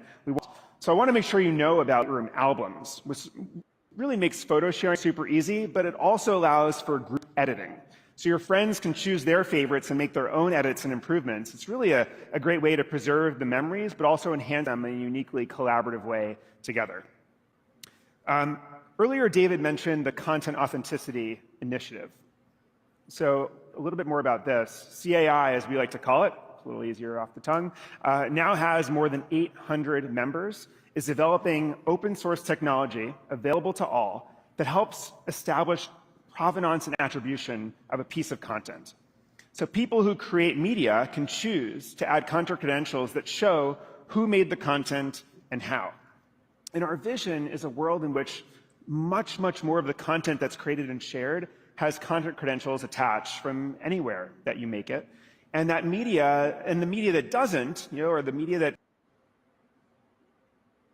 sort of strikes us and raises questions, we at least can credentials attached. So adding provenance and attribution is a real powerful solution, we think, to some of the mob challenges that we face today. In a world of social media and misinformation, content credentials can help us determine who made what and how it was made and whether it can be trusted. And I'm proud to say that 2 leading camera manufacturers, Leica and Nikon, are implementing content authenticity into 2 new cameras, making it easy for photographers to attach content credentials to their work from the moment of the shot. And in the wild, wild west of NFTs, content credentials helps prevent fraud by making it easier to see who created a piece of digital art, not just who minted it. And in the world of generative AI, content credentials can help us show what was created by a human and what was created by a machine. And as generative AI becomes part of the creative process, we feel this information will be essential. Because the story behind a piece of Arriva. Non c'è audio, Massimo? Non so perché non lo prende l'audio così, no. Perché non hai flaggato l'audio? No, non c'è l'opzione qui. Niente, dobbiamo utilizzare per forza quella. Video, the storytelling tool of our generation. Stories told in video inspire, sell, and drive change in a way that very few mediums can. But there's nothing easy about making video. Editing is time-consuming. Special effects have a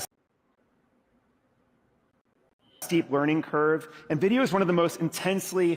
Video team has been on making editing and production quicker and easier through AI and other innovations you're going to see in just a few minutes here. And over the last year, we have integrated Frame.io, the preeminent cloud-based video collaboration tool, directly into Premiere Pro and After Effects.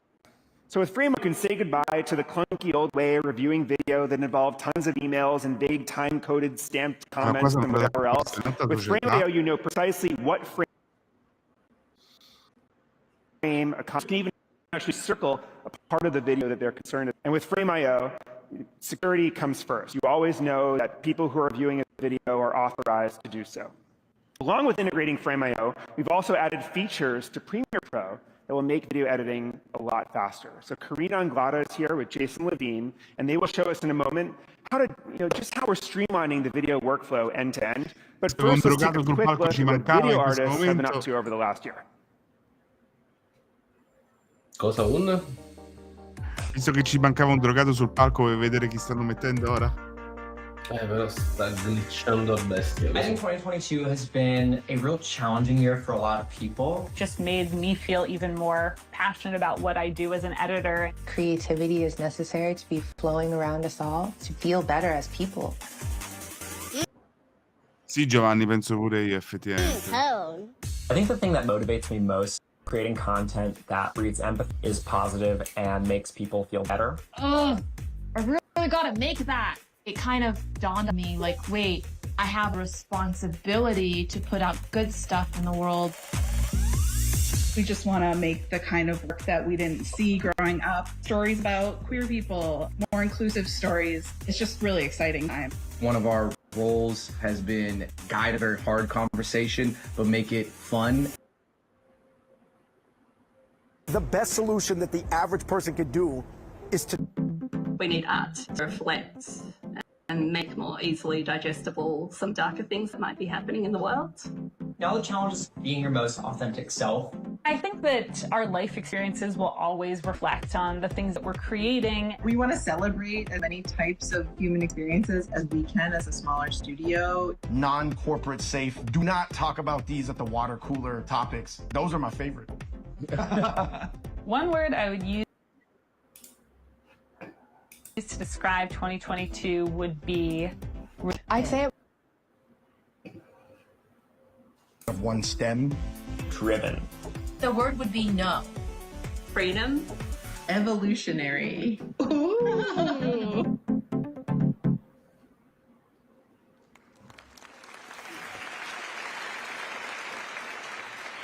everyone, my name is Karina Anglada, and I am so excited to share some of the updated features and collaborative tools with just some of our video products. I'm here working in Premiere Pro, where I'm just about ready to share this video for review. But before I do that, I want to verify some of my graphics. So I want to call attention to the timeline here. I've got this lower third, which is actually a motion graphics template from Adobe stock. Motion graphics templates are special because they're fully customizable, from the text to the colors to the size. And we have thousands of them, just like this one here, where again, everything is fully editable. But one of my favorite design elements to use are animated transitions like this one. Here we've got these cool effects applied to the footage, and everything is self-contained in this one blue clip. But if I were to make something like this manually, it might look something a little more like this sequence here. I've got 6 different video layers of light leaks, film grain, and if I wanted to make any adjustments to this, it would be extremely time-consuming. Well, new to Premiere is something called media replacement with motion graphics templates. So if I want to replace this first sewing machine shot and swap it with something else, all I need to do is a simple drag and drop into the Essential Graphics panel, and it's instantly updated on my timeline. So media replacement with motion graphics templates lets me reuse my graphics, saves me so much time. All right, now I'm ready to share this video for review, and that's where one of my favorite features, Frame.io, comes into play. New to Premiere is the Frame.io review panel directly integrated into the platform. Frame.io is the best way to share and collaborate with others.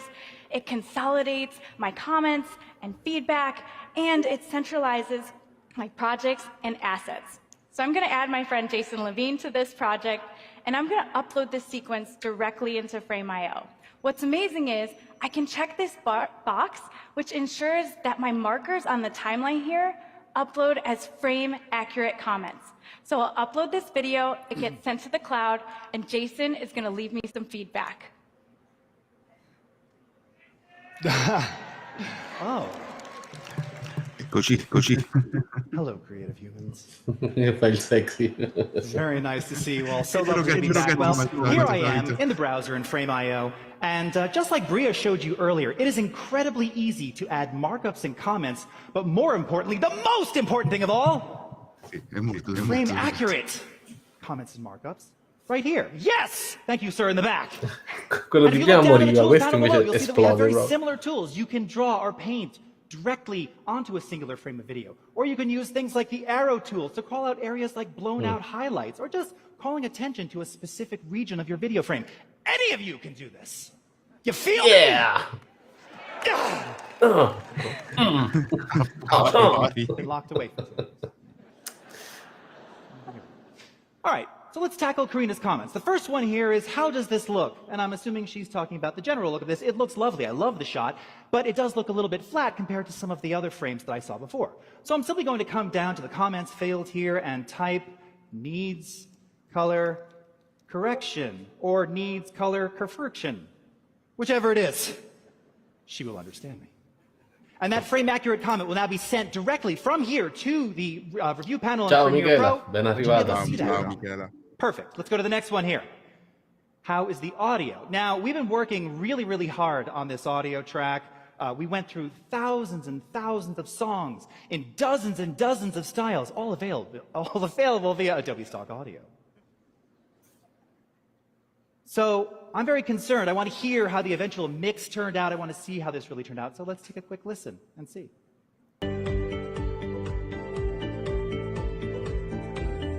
And it's beautiful, except that the music keeps playing and we've already faded to black. So she needs to now cut that track to fit the end of the video. So I'm simply going to come back down to my comments field here and say trim music to end of video. and send that off. Vabbè, siamo sempre sul concetto di sharing. Now, for the last comment here, she's asking my thoughts on the animation. And no doubt, she's referencing that motion graphics template that you just saw moments ago. And I love this. I love all the effects that have been applied. I just love the whole look of this thing. But I seem to recall that in an earlier version, she used a different overhead shot, a shot of this sewing machine that was really, really cool. It really popped. Now, if you look in the top left corner of the browser here, we have this incredible ability in Frame.io to compare versions of different edits. And when I go into the compare version window here, let me just back up a little bit. Okay, now we can play this back. I can see exactly what, and there it is. There's the shot. There's the overhead of that sewing machine. That is the one that I want. It's version 1. So I'm going to go back to the player here, back into my comments here. Clip 1. Secondo me sta proprio fuori. Version. No, vabbè, Levin è sempre stato così. It's that editor reviewer thing. You get what I mean. Yeah. Friends, it is that simple. Anyone can do this. Anyone can review video, markup video, and do it frame accurately. It is truly the best way, the easiest way, nay, the only way, with Frame.io in the browser, to send those comments right back to Premiere Pro and have them appear in your timeline. Thank you very much. Almeno un po' più vivo dell'ultimo video, dai. Awesome. I see Jason's comments here in my Frame.io review panel, but it would be useful if I could see them directly on my timeline. So I'm going to go ahead and import comments, and boom, there are his added in green and my original markers in blue. And when I click each comment, it takes me to the exact frame where he left me the feedback. So here he wants me to need some color correction with an M, but I won't give him any hard time about that. I need to color correct this clip.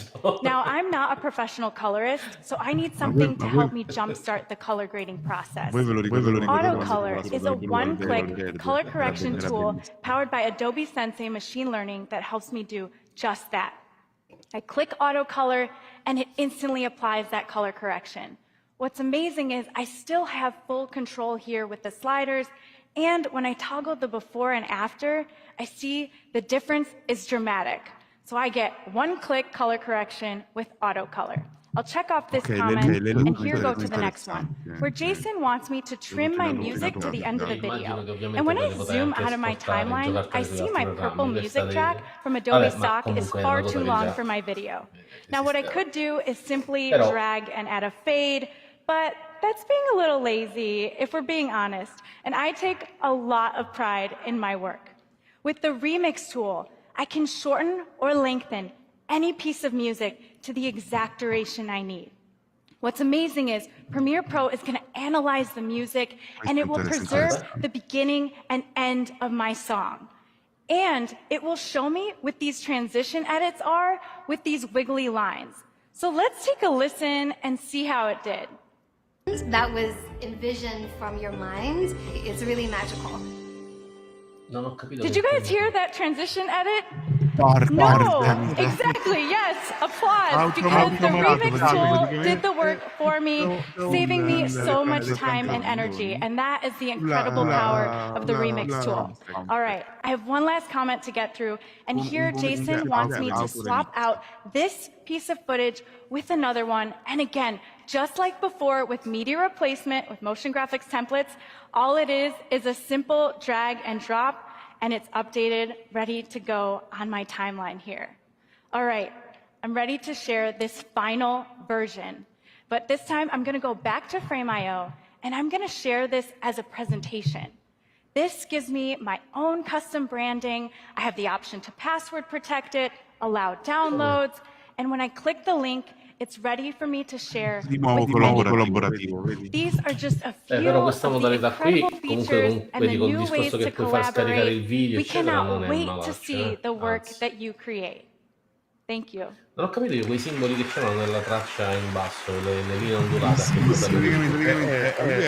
Thank you. Thanks, Karina, and thanks, Jason.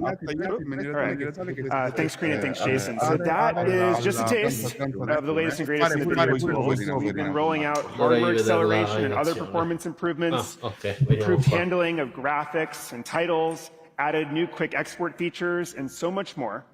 It's also great to see the integration of Frame.io, Premiere Pro, and After Effects really coming together to accelerate collaboration and sharing. More coming on that front as well.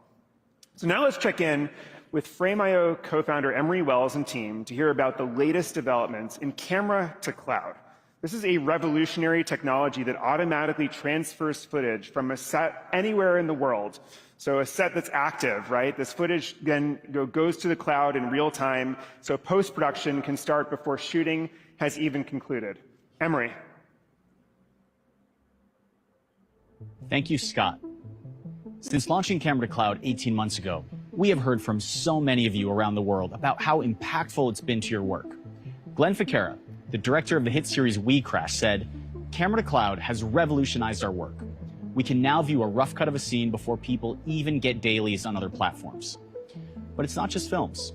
Sports teams such as the Golden State Warriors are getting clips live from a game out to social media in minutes. And Red Bull Media House has shared that Camera to Cloud has allowed their team to decentralize post-production workflows for multiple outlets across countries and continents. We are super grateful for the dozens of partners who have joined the C2C Connections program, enabling a wide range of products to send assets directly to Frame.io. Today is an exciting day. We have 2 major new partners joining the C2C program, and I'd love to show you. Chi saranno?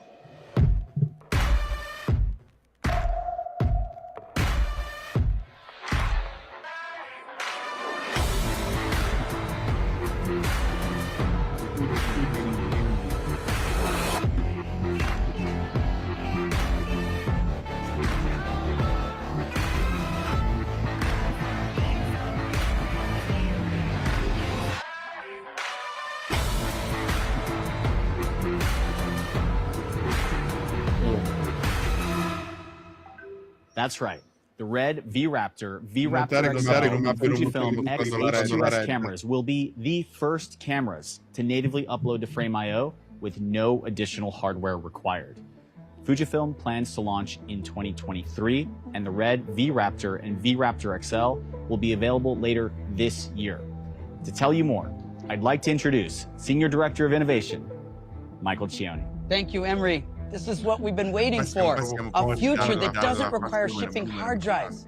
A seamless connection from camera to No, non ho sentito, scusa. Fujifilm X-H2S can upload RAW stills, and the Red V-Raptor and V-Raptor XLs can upload a.k.a. RAW or any flavor of ProRes directly to Frame.io with no additional hardware. In fact, you can do both at the same time. To demonstrate this, I'm going to ask Liz to join me up here and actually connect this Raptor XL to Frame.io from scratch. We're going to start in the media menu. From there, we see an entirely new way to connect to the cloud through network offload. We can enable that. We see Frame.io as an option for connection. Once we hit connect, we get a 6-digit code. Liz can now lift up her phone, and this is the Frame.io iOS app. Ovviamente tutte queste cose qui che hanno le super fibre, fallo in Italia e te trovi certe volte col 3G a navigare. Voglio vedere a passargli il video originale. Stai là tipo dammi 5-6 giorni e fai la figura di caricare. Guarda, lascio la telecamera per strada. Easily, we can connect everything to the cloud, and we could shoot a take. Don't think of the cloud as being solely about speed. Think about how the cloud increases flexibility and control. Imagine your camera raw and still files being instantly backed up and accessible through Frame.io's collaboration tools to anyone without downloading or shipping. As bandwidth continues to improve, the expectation of instant access to media will become a standard in every single workflow, and Frame.io Camera to Cloud unlocks it all. What we're seeing right here is the first ever automatic transmission of an a.k.a. RAW file and ProRes file with every ounce of available camera metadata. So you'll be able to upload your still, video, RAW, and proxy files directly into Frame.io straight from these cameras. We cannot wait to see how productions utilize this new workflow to unlock an entire new world of creative control. Intanto qua abbiamo fatto il salto, perché se vedi da prima con Premiere hanno unito comunque un pochettino i puntini dalla fascia Consumer ai Pro e adesso siamo fascia Pro. Michael. This is really an exciting breakthrough for the video industry as a whole, and it really is just a start. The roadmap. È curioso che quel discorso di Photoshop e delle AI hanno fatto vedere 3 secondi, non ti hanno fatto vedere nient'altro. C'era un'estensione del file, era un'estensione a 4 lettere che non ho riconosciuto perché è stato un attimo, erano 4 lettere e poi è andata avanti.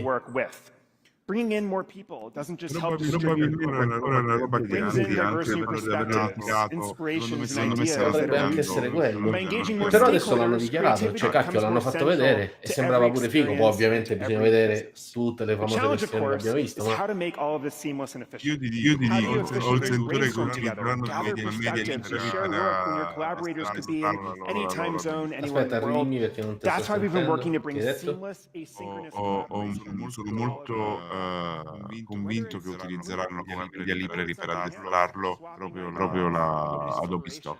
Probabilmente sarà così. Intanto io oggi ho scritto ad Adobe Stock e mi ha risposto in maniera molto sibillina e mi sono fatto un giro dentro Adobe Stock, ho notato delle cose che ho scritto e sto aspettando la risposta del customer care degli Stati Uniti all'ennesima domanda che gli ho fatto. Vediamo.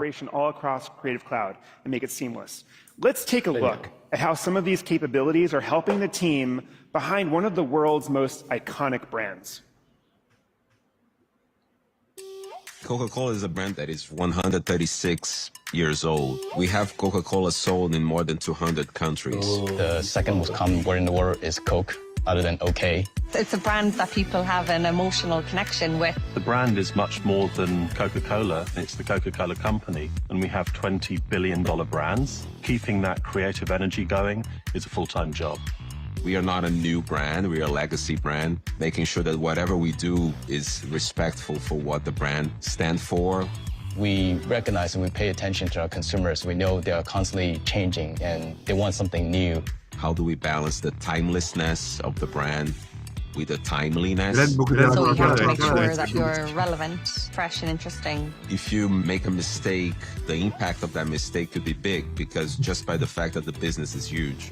The way the world works now is like everything needs to be delivered yesterday. If we had different tools for every agency we worked with in every region, we wouldn't get anything done with the speed that we need to and also the scale. We have agencies in all countries in the world, so it's not just one point of view. We kind of make sure that we include diverse point of views. This to me is a big challenge when you're dealing with global brands. All the 200 countries are doing work by themselves.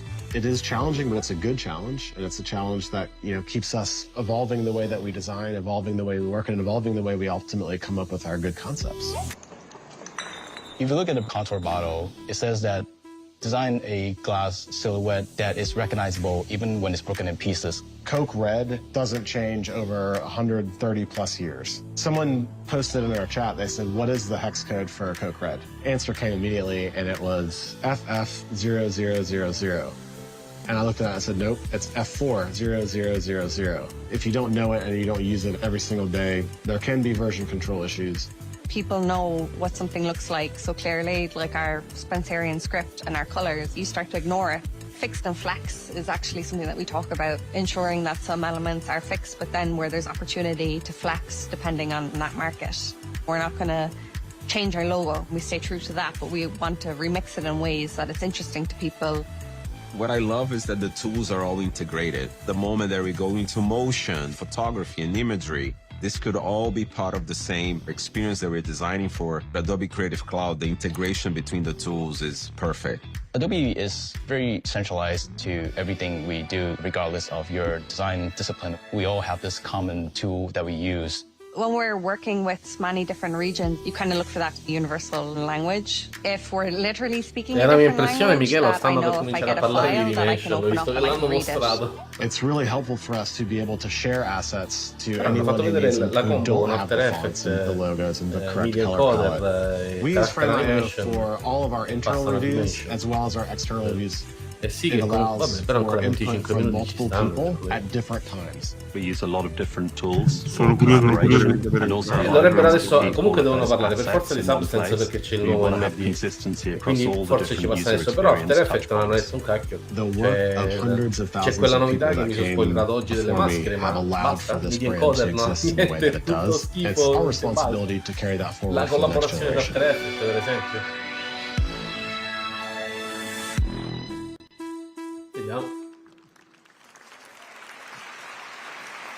So a quick thank you to the Coca-Cola team for sharing some of your behind the scenes. All right, so we are going to talk a little bit more about collaborative creativity. Shantanu and David shared this morning just how excited we are to welcome the Figma team. I have known Dylan Field, Figma's co-founder and CEO, for over a decade, and I have just long admired how their web platform, multiplayer capabilities, their extensive developer ecosystem totally reimagined the world of product design and development. Most recently, the Figma team released FigJam, which outfits any team across any company for ideation, whiteboarding, and new ways to collaborate in this hybrid world of work. Our teams are so excited about all there is to learn from one another, and we got a lot of ideas about all the fun things we can do together. Let's take a quick look at Figma in action, and then Dylan will join me for a quick chat. Però, siccome qui hanno fatto una carrellata di vari programmi, insomma, delle novità più o meno. Abbiamo capito che possiamo collaborare col browser in tutti i modi possibili. Vabbè, le musichette sono carine, però dai.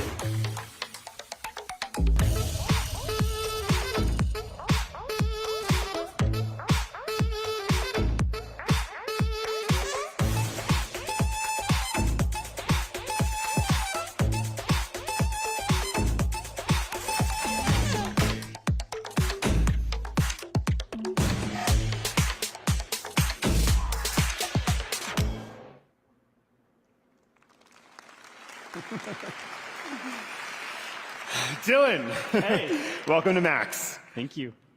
So for those in the audience who haven't tried Figma before, can you give a quick description of what Figma is and what do you think has made it so successful over the decade your team's been working on it?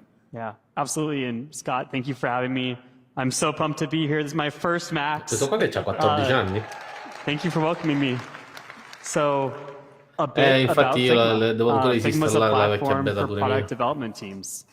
And 10 years ago, we started Figma with this belief that product design work should live in the browser, not just for efficiency, but also for more openness and for better collaboration. And this was a very controversial belief at the time.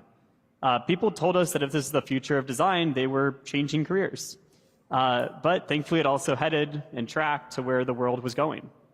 So we are still, and we've talked about this a lot over the years, in the middle of a multi-decade shift from a physical economy to a digital economy. Guarda, semplicemente hanno acquistato piattaforme e infrastruttura e ovviamente l'hanno assorbita. Vabbè, ma Adobe fa sempre così, assoviglia tutto, poi scorpora, incorpora, eccetera. To stand apart. People saw this and said, hey, I want to be involved in the product design process, even if they weren't a quote-unquote designer. And as a web-based product design tool, Figma has tried to welcome them in. So today, product design is no longer just one part of product building. It's also the brainstorming phase, and it's the research work that precedes it, which is why we built a second product, which we shipped last year, FigJam. And FigJam is a whiteboarding tool that can also be used for brainstorming, ideation, diagramming, and it's also can be about the code that follows the design process too. And so we're really trying to make Figma into this end-to-end product experience. So it's important that Figma has autonomy within Adobe and that the design community really benefits from the work we do together. So after Figma joins Adobe, what are some of the first additions to the product roadmap that you're excited to tackle? And I'm curious if there are any specific requests from the community. Yeah, there is so much that I'm excited to do here and so much I'm excited to build. So by collaborating with the Adobe team and utilizing Adobe's technology, I think we're going to be able to build way more capabilities into the Figma platform faster. So first, Adobe has core expertise in a bunch of areas, many of which we've talked about today, such as video, imaging, vector, 3D, and we know that working in these areas is also part of the product design process as well. We don't serve that very well in Figma today. So one of the first things, to answer your question, one of the first things that I think we'll do... Drum roll please. Adobe fonts. But intertwine today, that was awesome. I think it might give fonts a run for money, so we'll see. I watched the demo, I was like, wow, that's amazing. I want that now. We'll chat backstage. We'll figure that out. Okay. But anyway, so we'll always keep listening to the community, though. And of course, as people give us feedback, we'll adjust accordingly.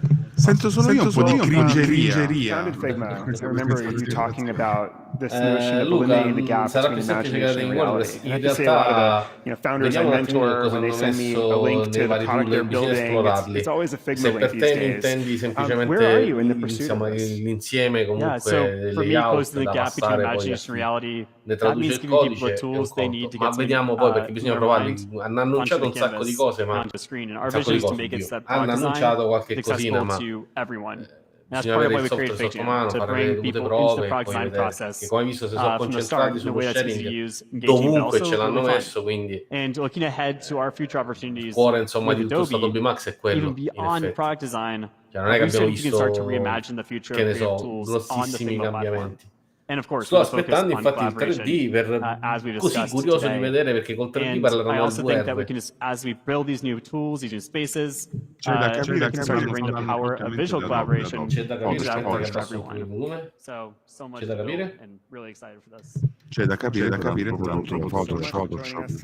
Che cosa? Quella funzionalità lì? Non ho capito.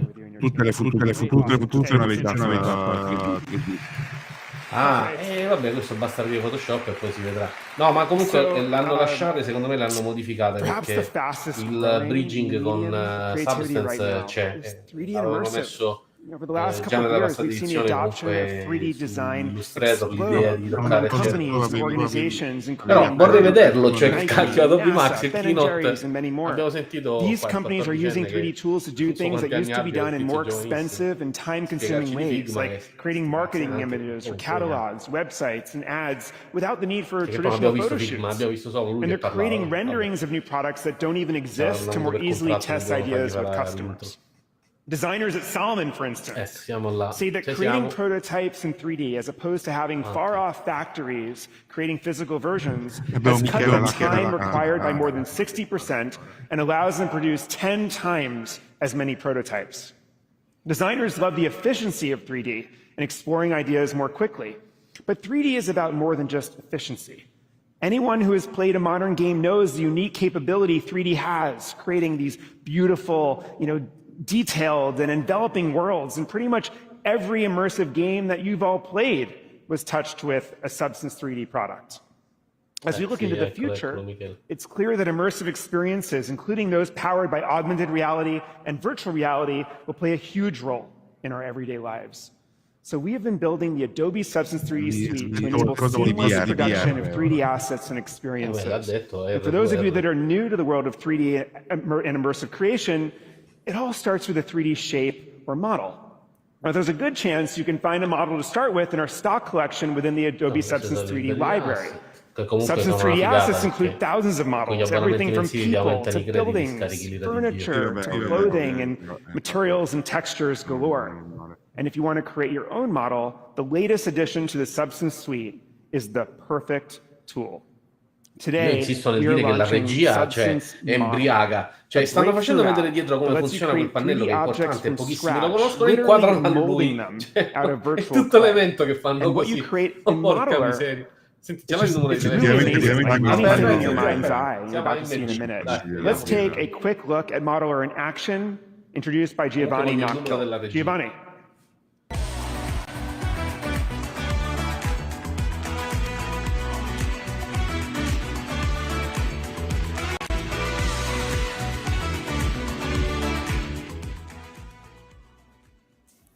Thank you, Scott. Hi, I'm Gio, and I'm excited to show you Adobe Modeler, which is our new 3D app that pretty much lets you manipulate geometry with a feel and tactility of play. So here in desktop mode, you can use adjustable shapes to pretty much block in the primary forms of a character under the guidance of our intuitively designed gizmo tool, pretty much. So now Modeler can seamlessly transition from desktop to VR, so I tend to kind of go to VR a lot early on in the process because I love the expressivity that I can get out of it. In this mode, I have the freedom to use my hands and sculpt on the surface in a much more natural manner. So capturing rhythm and flow with these shapes are pretty much important to me as they define the personality and attitude of whatever character it is I'm building. In this case, Dragon. So the most pretty much the most exciting thing about VR for me, you know, whenever someone asks me, is the feeling that my sculpture is actually there. You know, it's hard to communicate that with watching it on a flat screen as we are right now, but, you know, true depth allows me to see the forms and the ma guarda, io ho provato scale. con il visore VR I can L'Oculus di resize this as big as a Facebook, non school è bus, semplice come lo and fanno it'll vedere really loro, feel c'è like the dragon impazzire. is up there looking at me. Ma non il software software in sé, perché è difficile girare intorno virtualmente all'ambiente, non è proprio così immediato. Ma penso ci sia molto muscolare. Guarda, io ho provato non quello di Adobe, ovviamente un altro, è di sculpting con il visore VR, insomma, non mi sono divertito neanche. It's so super quick and super natural. I can sculpt one of those clumps, and other copies can inherit that modification. Qua fanno vedere queste cose fighe, ma from here I can quickly io ho visto un paio di festival. No, però questo qui siamo in ambiente VR, però, Exploring design, quindi l'ambiente VR, lo vedete, è molto più tosto da affrontare. Sì, ma anche a vedere queste cose quando vedi fare vabbè, però non ti ma col VR che devi girare, cioè devi ruotare la scena, perché non è che ti puoi muovere tu in tutta la stanza, o hai un capannone. So thanks, Gio. So one of the things that makes Model unique is this VR interface. What specifically does VR bring to the equation? Yeah, the ability to switch between both modes for me is what makes Modeler unique. You know, when I put on the headset, I could see the sculpture directly in front of me. I take it off, desktop app does the same. And it's that seamless transition that pretty much allows me to choose the right sort of mode for the given situation. You know, it's interesting because I'm in VR, as I mentioned, I'm very expressive and dynamic, but when I'm in desktop mode, infatti fanno sempre vedere tutto fighissimo, clicca 5 Modeler minuti, satisfies una volta provo a fare una palla So now that you created this amazing dragon model, so what do you do with this? What are the next steps to bring it into an immersive world? Yeah, there's many things I can do with it. For instance, I can take it into Substance Painter where I can apply materials and textures. And then from there, you can take it onto an app like Stager where you could render it as a still image where you can use Photoshop to augment it, paint over it, create an illustration. And lastly, you can give life and motion to it, similar to what you see in AAA games and visual effects films through animation. Pretty much. Ok, animato con awesome. cosa, Well, thank you, Giovanni. Thank you. Appreciate it. Bella citazione, Michela, ma questa la capiamo io te. It's available Marco, now pochi on altri, desktop, and of purtroppo. course works with Meta Quest 2 and Quest Pro VR headsets. So check it out. And as Gio mentioned, there are so many things that you can do with your 3D model. Many companies are using models like this and Substance 3D, all the products, to create these industry lifelike and flexible scenes that are indistinguishable from traditional photography. So Wes McDermott is going to show us how, using Substance Painter, the leading tool for applying the materials and textures that make 3D models look real, which puts those 3D objects in a beautiful scene. Wes. Cioè 30 minuti per far vedere la cordicella. So if you are looking to extend the work that you're doing in Photoshop and Illustrator, or just get into 3D, Substance Painter is the perfect tool for you. Let's take a look. So here I have Substance Painter open, and I'm working on this project for some rugged outdoor gear. The backpack and the materials, they're coming from Substance 3D Assets. 3D Assets is a content library that contains thousands of materials and models that you can use to get your Substance Painter project started quickly. And here, for the water bottle, I created that myself using Substance Modeler. Now, you can leverage content that you create in Photoshop or Illustrator and transform that into a 3D material. So here I have this graphic for outdoor adventures, and I want to take this and turn it into an embroidered patch that I can place on the front of my backpack. So let's jump back over here to Substance Painter and take a look. All right, so to get this started, I'm gonna grab this embroidery material and I'm gonna place it right here on the front of the bag. Now, I'm gonna take that Illustrator graphic and I'm gonna place it as the image input, and you'll see within a second, there is my patch. Let's zoom in and take a look. So the color values have been transformed into threads and stitching. And I have full control over this. So for example, if I come over and maybe change something like the thread size, I can do so by just adjusting the slider, and you'll see again within a few seconds that updates. It looks great, and that is the power of Substance Materials to transform your Illustrator content into a 3D material. So now I would like to just bring my attention over here to my water bottle, and I'm going to start or focus on this sticker. Alla fine se la Again, giocano I'm using loro a e quelli graphic di from Illustrator, Pixel, come and I've been able to apply this graphic using the sticker material, of course, downloaded from Substance 3D Assets. Now, what I'd like to do is add just a little bit of weathering. Let's take a look at how we can do this. So I'll select the layer here, and let's come down and, let's take a look at my properties. I'm going to increase my fold density here. And you'll notice here that I start to get some folds on the sticker, gives it a bit more 3D in depth. È simpatico, ma essenzialmente sono le funzionalità degli smart material che già c'erano, cioè nel senso che li lasciavano vari utenti, adesso li hanno implementati all'interno. So I'm just going to come over here to this slider, sì, and I'm going to make an adjustment, and you can Marco, see that, well, that's awesome. I can completely just ma peel sì, ma that sono sticker back gli and smart just material, wrinkle queste right up cose the graphic comunque for le that trovavi, corner. c'erano. Really, really nice. Now, Solo le the hanno next thing I'd like to do, while I'm here, is why don't I just giustamente. throw in some damage to the sticker. So here, I'm just going to drag the slider, and we start to get some sticker damage. Well, I'm having fun here. That's a little too intense. No problem. This is Substance. We can always make changes. So here, let's just drop it back a little bit. There we go. Something nice and subtle. All right. There's my sticker, and I'm happy with that. Now, taking a look at the water bottle. Looks a little too clean. So here, I want to use the power of Substance Painter to add a little bit of edge damage. To do that, I'm going to grab this metal edgeware generator that ships with Painter, and I'm going to drag and drop it right here onto my layer stack. Now, you'll see we're starting to get an effect, but again, I can make changes to this. Let's come over to the properties, and I'm going to just increase this wear level. You can see I can dial this effect up and down, maybe add a little bit of grunge to this. Again, having a lot of fun, maybe a little too much, so let's just drop this back. We want to make this a little bit subtle, and there we go. Now my bottle's starting to look like I want. I'm pretty happy with this.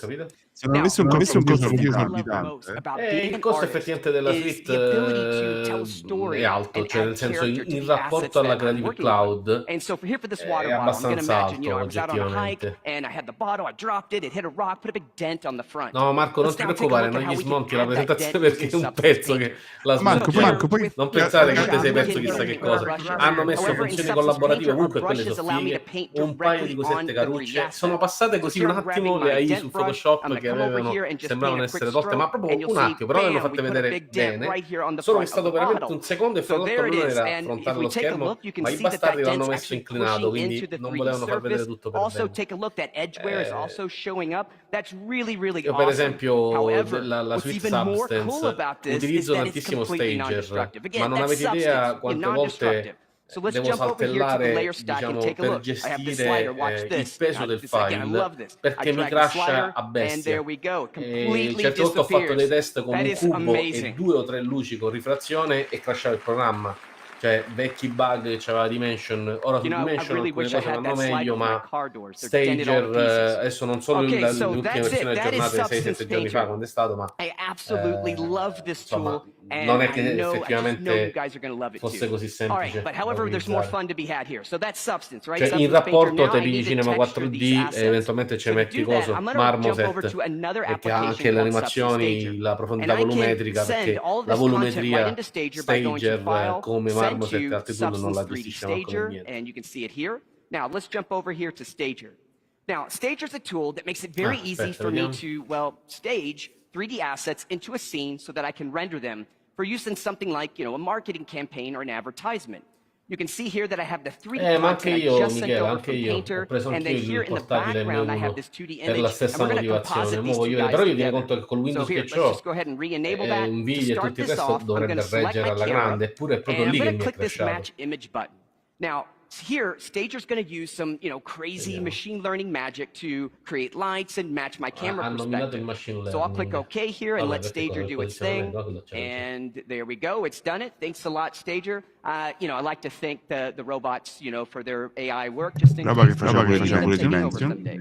No, però So Stager here tieni I'm conto just che going è to il fratello maggiore reposition di here my Dimension, guarda che 3D ha una object. marea Now di I'm going to tubi in turn più. on here my Sono ray piccolezze tracing or my render sparse, preview so I can get a però good idea of my hanno il loro light. perché. Sì, Now, ma switching over to my l'automazione della luce, environment, and you però can see vedi here I have di some noi. No, light. questo I'm sì, going to have my infatti per adesso non è environment che ha light. Scene's a fatto little dark, vedere so chissà che again, cosa. just simple slider adjustment brightens my scene up. That's looking pretty good. Now, looking at this 2D image, I can see that my sunlight's coming here from this side of the screen. Now, what I'd like to do is take my sunlight and point it or reorient it to the top corner of the Ma back. che cosa intendi, Marco? Nuovo aggiornamento delle app and su I'll Windows? click here at the top Delle corner app of the bag, Substance o and delle there we app go. I Creative reposition Cloud? my light. Also, we're going to just increase that intensity value. Let's pump it up. There we go. Looking great. However, I'm taking a look at this shadow, and it's looking a little harsh there, a little bit too, Io li ho aggiornati tutti e due, Windows e Mac, ma ancora non ne ho aperto nessuno, non me le volevo spoilerare prima del keynote. Slider here called cloudiness, and that's going to create this nice realistic fall off that I would expect in the real world. Awesome. Okay, so there's my render. Super happy with this. I could Abbiamo le ombre save this out as a 2D image, fantastiche. like a JPEG or a PNG, and just call Esatto, it a day. quello che dicevo, Dimension non ha la condivisione, che è una cosa I can fenomenale su export this Stage, render as a bellissima. PSD Ti file permette and then veramente take that into di Photoshop for associare some gli more work. oggetti in And maniera I'm sure as molto you guys più... have all No, guessed, ma that's guarda, exactly Stager what I'm è gonna do. Dimension So let's all'ennesima now potenza, jump su over questo non to ci piove. Photoshop. So here we're in Photoshop, and I've just opened that PSD that I exported from Substance Stager. Now, Stager will separate all of my content into its own layer. So, for example, here you can see that I have my 3D assets all available for me, and Stager also creates some additional layers. Let's take a look here. So we have things like a material selection mask, and I Una cosa also che a me have sarebbe this piaciuto, che mask. ancora non ho And these are gonna controllato just se help nell'ultimo aid me in aggiornamento this l'hanno messa, compositing forse Michela process. mi sa So, rispondere. as I said I primi earlier, tempi su if you're Dimension looking to c'era il leverage rendering in content cloud that di you Adobe create con i in crediti Photoshop and limitati. Illustrator, or just get into Quella era una 3D, bella the soluzione, Substance perché ti faceva da ecosystem render provides farm in everything cloud you need e to tu create mandavi il amazing file 3D ovunque imagery. eri I e invite subito te you lo to jump in and check renderizzava. it out. We E quello can't era wait una to see cosa what you bella da create. inserire, Thank però you. non so se l'hanno rimessa, devo controllare, ma non credo che non ho letto nessuna. So thanks, Wes. So that scene, Wes created. Ma comunque anche qui non è che hanno fatto vedere un cacchio di nuovo, cioè quello che sapevamo d'altro canto non l'hanno aggiornato adesso Stager né Painter, nessuna delle applicazioni è stata aggiornata, ma 3D vabbè, is cose che literally sapevamo going to già. transform how we work and how we live.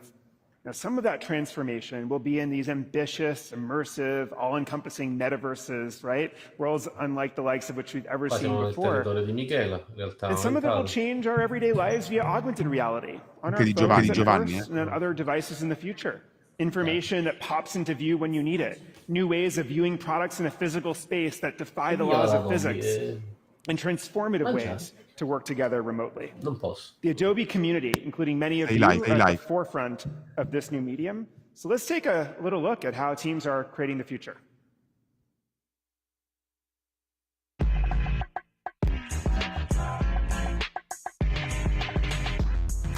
The really incredible moment that we're in right now is that we're seeing the beginning of this new era. Eccomi qua, scusate. The whole world is just gonna... Che ero convinto che il keynote durava di meno, quindi di là hanno già abbinato le pizze, mangeranno, io mangerò freddo per colpa di Adobe. For a designer to embrace Michela, la this new taglia technology and 3D in a wider sense is essential. That's really what this whole transformation is about. Il rendering cloud non c'è più. No, che non c'era più, lo sapevo.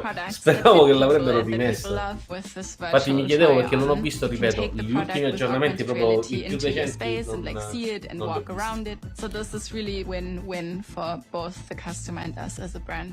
We get much closer to our consumers, and we actually have the opportunity to build a real community, and a community really lives in both directions, right? You really want to have a superior product experience. Sì, l'accennava prima Michela del fotogrammetria in Stage. Everyone knows Ben & Jerry's as a 2D illustration style. We have now taken that, put it into the 3D world. We have moved on up. We can do so much more with it. It was a cool challenge to say, okay, here's this amazing brand, this playful brand. We've got augmented reality to use here. What can we do?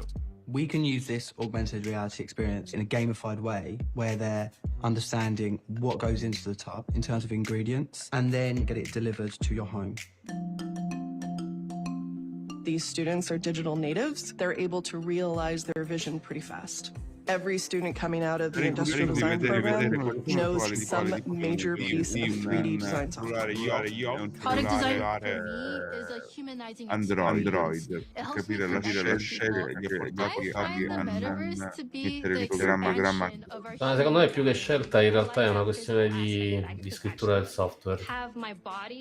Perché anche per esempio il fatto di questo Substance MD, strano che effettivamente tu dai il pacchetto che costa quello che costa a utenti Win e Mac e poi gli togli lo sculpting digitale recente e lo metti solo per Windows, a meno che non stiano per rilasciarlo per Mac, però per adesso è Windows. Sì, purtroppo la mia voce si è blocchiata per un problema di I'm massively excited of everything that is happening in the technology space. It doesn't have to be virtual reality, can be augmented reality, can be mixed reality. But what is clear to us is that those virtual layers, digital layers, will be omnipresent. Our designers, they love it. We want to be part of the change, and this is all done in 3D, so 3D is really the future for everything. Mi piace la transizione del nuovo logo Adobe. Okay, exciting stuff. So much of the future is going to be driven by 3D. So if you haven't begun working in 3D, we encourage you to give it a shot in the coming year. In fact, if you're new to Substance, you can get access to the entire suite for free for a month, and we're doing a 50% off opportunity for the next year. So go to substance3d.adobe.com to check it out. Okay, we've covered a lot of ground this morning. Let's do a quick recap. Creative Cloud is helping you create with speed and ease with the new Adobe Express and the newest features and AI superpowers throughout the apps that you use every day. We're streamlining creative collaboration with Share for Review and Frame.io. And we're fueling the 3D creative revolution with the Substance 3D suite, including our newest edition, Substance 3D Modeler. So many features and some new products in Creative Cloud. We couldn't cover them all. Let's take a quick look at some of the highlights.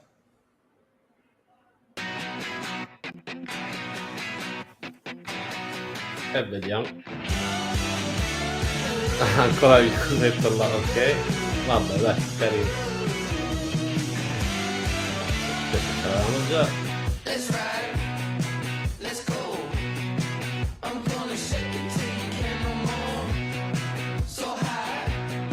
Questa della selezione con l'illuminazione smart è carina. Model, ok. Ok. Capture, ok.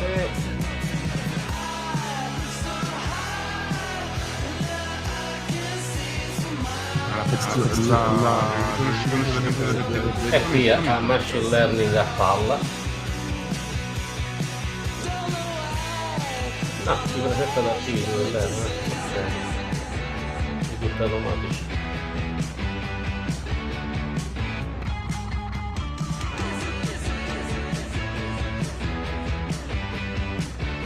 Sì, Marco.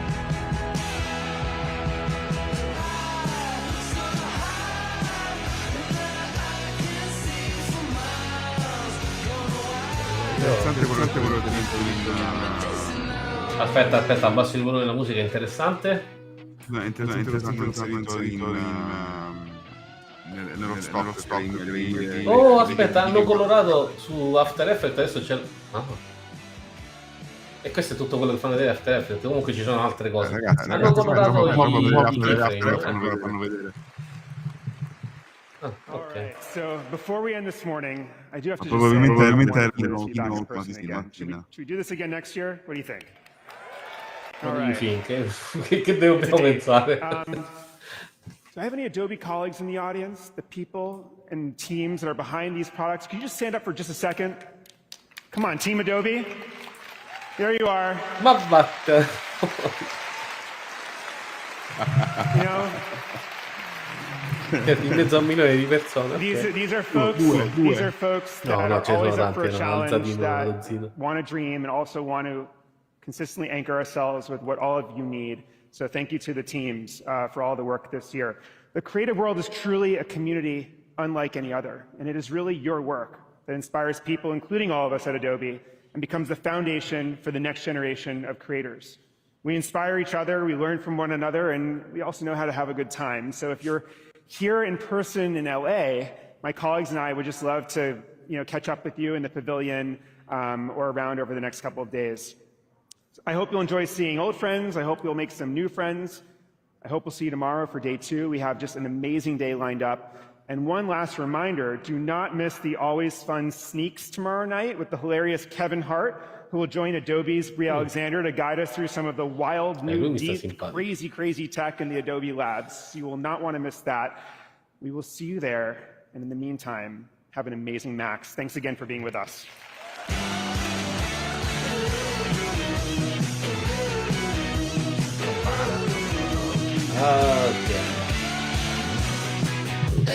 Finisce così? Che altro volevi? Non ha fatto vedere un cacchio. Ecco il watching. Va bene. Diciamo che comunque, insomma, questa keynote, non so, devo essere onesto, mi aspettavo.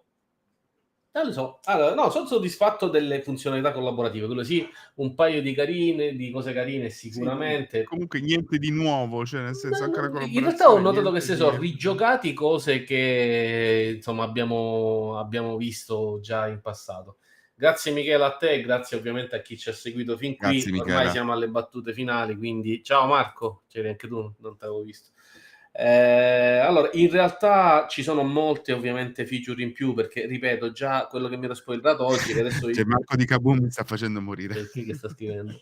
È finito, no? E poi Marco, e tu pensi che noi siamo stati qua 2 ore, che eravamo lì, aspettavamo, dai, e non ne parlano, dai, adesso questa sera, e non ne parlano. Io aspettavo After Effects, perché comunque, diciamo, volevo vedere che faceva, e non ne hanno parlato. Vi la do io una notizia su After Effects, che stamattina Mario Baluci a prendere il software, insomma, ha condiviso sta cosa. Semplicemente per chi utilizza le maschere alfa e come si chiama l'opposto dell'alfa, che mi sfugge il termine, in sostanza adesso non c'è più bisogno che la maschera sia sopra il livello da mascherare, che ci sia quello bruttissimo meccanismo di avere la maschera sotto, l'oggetto sopra, queste robe così, e ogni maschera può essere collegata anche a più oggetti, che è una cosa che francamente serviva. Mi è piaciuta anche una sciocchezza, che è la colorazione dei keyframe, perché comunque certe volte c'è da impazzire a vedere senza i colori, comunque per chi li utilizza come me costantemente per i livelli, mancare quel dettaglio era importante. E ci sono le relazioni dinamiche che si sono viste per un attimo, ma poi sono curioso di vedere, visto che hanno fatto vedere l'icona di Media Encoder, sicuramente avranno ottimizzato un tool che comunque è una bomba. Volevo vedere se avevano fatto qualcosa di Bridge, che io utilizzo costantemente e penso anche voi, ed è veramente utilissimo, comodissimo per tante cose, ma non l'hanno manco menzionato. Quindi, però il concetto comunque l'hanno chiarito bene all'inizio. Alla fine si stanno muovendo su 2-3 fronti. Uno è ovviamente quello delle applicazioni per i creativi, l'altro è l'applicazione veloce per chi magari non si serve della Creative Cloud. La terza praticamente è la modalità legata all'entertainment, vedi i videogame che hanno citato più volte, AR, VR, con i loro software, anche se ovviamente hanno fatto vedere giochi, videogame, eccetera, che ovviamente non passano, ma manco per sbaglio, dai software substance, scusatemi, da Stager, Dimension, eccetera. Lì si parla al massimo di designer, painter, eccetera. No, nel senso che l'hanno fatto vedere loro, ma hanno fatto vedere un sacco di cose fighe e poi spiegavano che puoi modellare, fare e dire, ma anche no, ma che cazzo, non è che uno va a modellare per i videogiochi con Dimension o con Modeler, poi un domani magari Adobe va e si compra la Maxon, così mette dentro tutto ma quanto. non lo vedo come una cosa no, così. ma io è una battuta, ovviamente, figurati se si compra la Maxon. Tanto comunque le relazioni non lo vedo così impossibile. ma no, ma Adobe non è che comunque viene quotata o ha importanza per i software Creative Cloud. Adobe ha altri asset, altri livelli, altri orientamenti che sono molto più legati alle aziende, a investimenti diversi. Alla fine comunque la quotazione che annualmente raggiunge in borsa e i vantaggi comunque a fine anno mica gli arrivano da Photoshop e Illustrator, quindi è semplicemente insomma quello che ha generato le basi dell'azienda, ma poi vanno in tutt'altre direzioni. E il fatto che abbiano puntato tanto sul concetto di cloud e collaborazioni, revisioni e quant'altro è ovviamente parte anche del lavoro che loro fanno fronte enterprise, aziende e compagnia. Ecco il motivo reale per il quale poi sono andati comunque a prendersi anche Frame.io, perché probabilmente gli servivano quel tipo di asset. Comunque vedremo un attimino. Cioè, alla fine la grande rivelazione che è stata poi quella di Figma non è stata niente di che. Vabbè, noiosetta per la verità, ci hanno fatto vedere. Ma vabbè, ma qua era solo per dire, ok ragazzi, tranquilli. Sì, d'accordo, ma c'era bisogno di prendere 10 minuti dello speech che fondamentalmente hanno battuto le mani per ogni minchiata, poi è passato quello, ha parlato 10 minuti e praticamente quando è andato via la gente manco se n'è accorta. Nel senso che... Sì, vabbè, l'unica cosa di interessante che ha detto in quello speech lì era il fatto che Figma integrerà gli Adobe Fonts, che è stato sempre, diciamo, uno dei Oh mio Dio, cambierà la mia vita lavorativa! Oh mio Dio!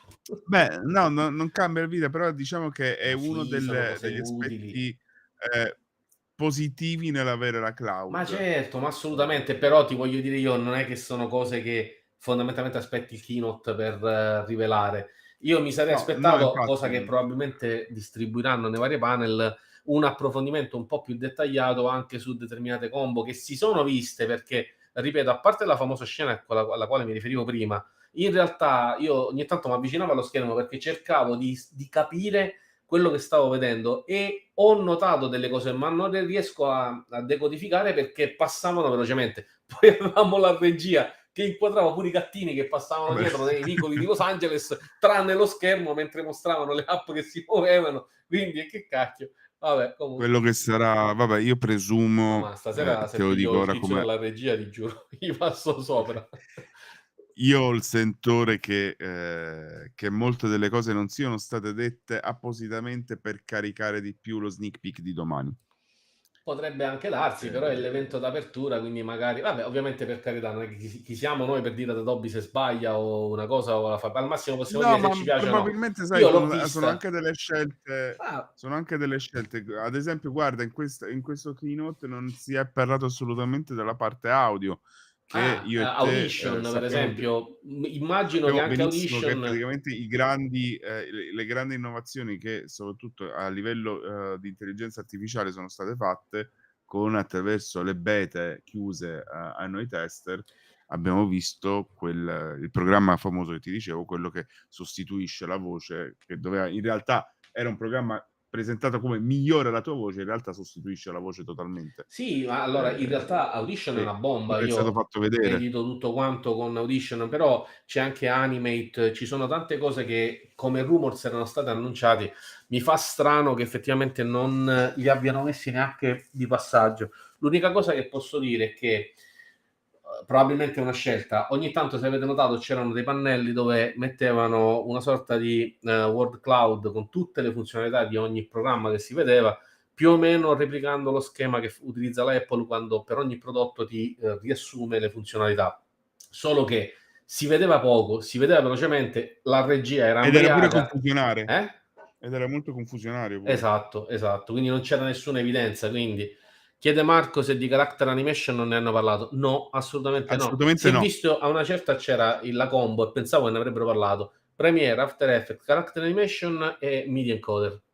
Ma li hai visti così come loghi e sono spariti, non c'era più niente.